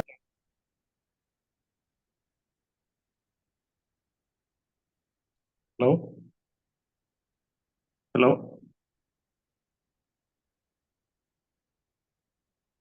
ഹലോ അടുത്തതിലേക്ക് പോകാം. Sure sir, sure sir. അപ്പൊ ആ ഡൗട്ട്സ് ക്ലിയർ ആയി. ഓക്കെ, അപ്പം നമുക്ക് ധാരാളം ഡൗട്ട്സ് സാറിന് ക്ലാരിഫൈ ചെയ്ത് തന്നു. അപ്പൊ നമുക്ക് സെഷൻ വൈൻഡ് അപ്പ് ചെയ്യാൻ നോക്കാം. സാറിനും ടൈം വളരെ വാല്യുബിൾ ആണ്. ഇനി നമ്മൾ പിടിച്ചിരുന്നത് ശരിയല്ല.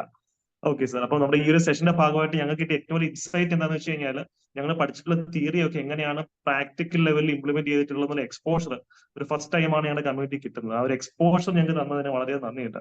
It was A great inspiration. കാര്യം ഇവരൊക്കെ എത്തിപ്പെടാൻ ആഗ്രഹിക്കുന്ന വലിയൊരു പോസ്റ്റിലാണ് സാർ ഇപ്പൊ ഇരിക്കുന്നത്. അപ്പൊ ആ പോസ്റ്റിൽ ഇരിക്കുന്ന ഒരാള് ഇവർക്ക് ഒരു ഇത്രയും ടൈം ഇൻവെസ്റ്റ് ചെയ്യുന്ന പറയുമ്പോൾ തന്നെ പഠിക്കാനുള്ള വലിയൊരു ഇൻസ്പിറേഷൻ തന്നെയാണ് അവർക്ക് കിട്ടുക. സോ ഞാൻ റെനിൽ സാറിനെ ഇൻവൈറ്റ് ചെയ്യാണ്, ഒരു വോട്ട് ഓഫ് താങ്ക്സിന് വേണ്ടിയിട്ട് റെനിൽ സാർ ഇൻവൈറ്റ് ചെയ്യാണ്. അദ്ദേഹം ആണ് ഈ ഒരു പ്രോജക്റ്റിന്റെ ഒരു ബാക്ക് ബോൺ ആയിട്ട് തന്നെ വന്നത്, ഈ ഒരു ഇന്നോവേറ്റീവ് ക്ലാസ്സസിന്റെ. അപ്പം സാർ ഞാൻ അൺമ്യൂട്ട് ചെയ്തിട്ടുണ്ട്. ഓഡിബിൾ ആണോ?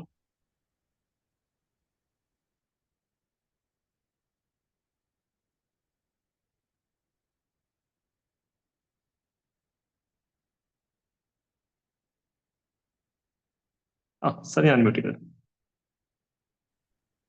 Hi, yes, Adib sir, Jahangir sir, yes, good evening. Hi sir. Okay. Yes, അപ്പം വലിയ സന്തോഷമുണ്ട് സാർ. ഞാൻ സാറിന്റെ ക്ലാസ് മുഴുവൻ ഇരുന്ന് കേൾക്കുമായിരുന്നു. അപ്പോൾ ഗംഭീരമായിട്ട് നമുക്ക് അതിഗംഭീരം അത്രയും മികച്ച രീതിയിലായിരുന്നു സാർ അത് പറഞ്ഞു തന്നത്.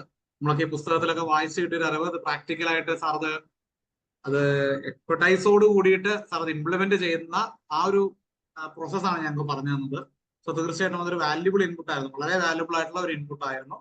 തീർച്ചയായിട്ടും ഞാൻ സാറിനെ സാറ് ഞങ്ങളുടെ law college, Thiruvananthapuram government law കോളേജിന്റെ അലുമിനിയാണ്. ആ ഒരു ഒറ്റ ബന്ധത്തിന്റെ പുറത്താണ് ഞാൻ സാറിനെ വിളിച്ചത്. ആൻഡ് സാറ് വളരെ സന്തോഷത്തോടുകൂടി തന്നെ വന്നു.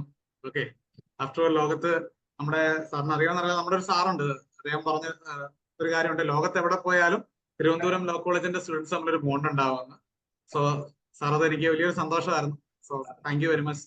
ആൻഡ് പിന്നെ സാറ് തന്നിട്ടുള്ള ആ ഒരു ഇൻപുട്സ്, അത് നമുക്ക് ഒരിക്കലും അത്രയും അതുല്യമായിട്ടുള്ള ഒരു ഇൻപുട്സ് ആണ്. തീർച്ചയായിട്ടും അത് ഞങ്ങൾക്ക് എല്ലാവർക്കും ഈ ഒരു എക്സാമിന് വളരെയധികം ഉപകാരപ്രദമാകും. തീർച്ചയായിട്ടും അതിനുവേണ്ടി സാർ ഇത്രയും തിരക്കിന്റെ ഇടയിലും സാർ നമുക്ക് വേണ്ടി സമയം കണ്ടെത്തി മിനിസ്റ്ററുടെ അദാലത്തൊക്കെ തദ്ദേശ അദാലത്തൊക്കെ നടക്കുന്നതിന്റെ ഇടയിലും ഞാൻ സാറിന്റെ അടുത്തൊരു ആവശ്യം പറഞ്ഞു, സാർ അതിന് വില്ലിങ് ആണ് എന്ന് പറഞ്ഞു. So thank you very much sir. ഞാൻ നമ്മുടെ അനധി ബ്ലോഗ്സിന് വേണ്ടിയിട്ടും നമ്മുടെ എൻറ്റയർ ലേണിംഗ് കമ്മ്യൂണിറ്റിക്ക് വേണ്ടിയിട്ടും സാറിനോട് നന്ദി പറയുകയാണ്. Thank you sir. Again, thanks for this great exposure, sir. ഇത്ര ഒരു എക്സ്പോഷർ ഞങ്ങളുടെ സ്റ്റുഡൻസിന് സ്വപ്നം പോലും കാണാൻ പറ്റുന്നതായിരുന്നില്ല. Thanks again, sir. Thank you so much.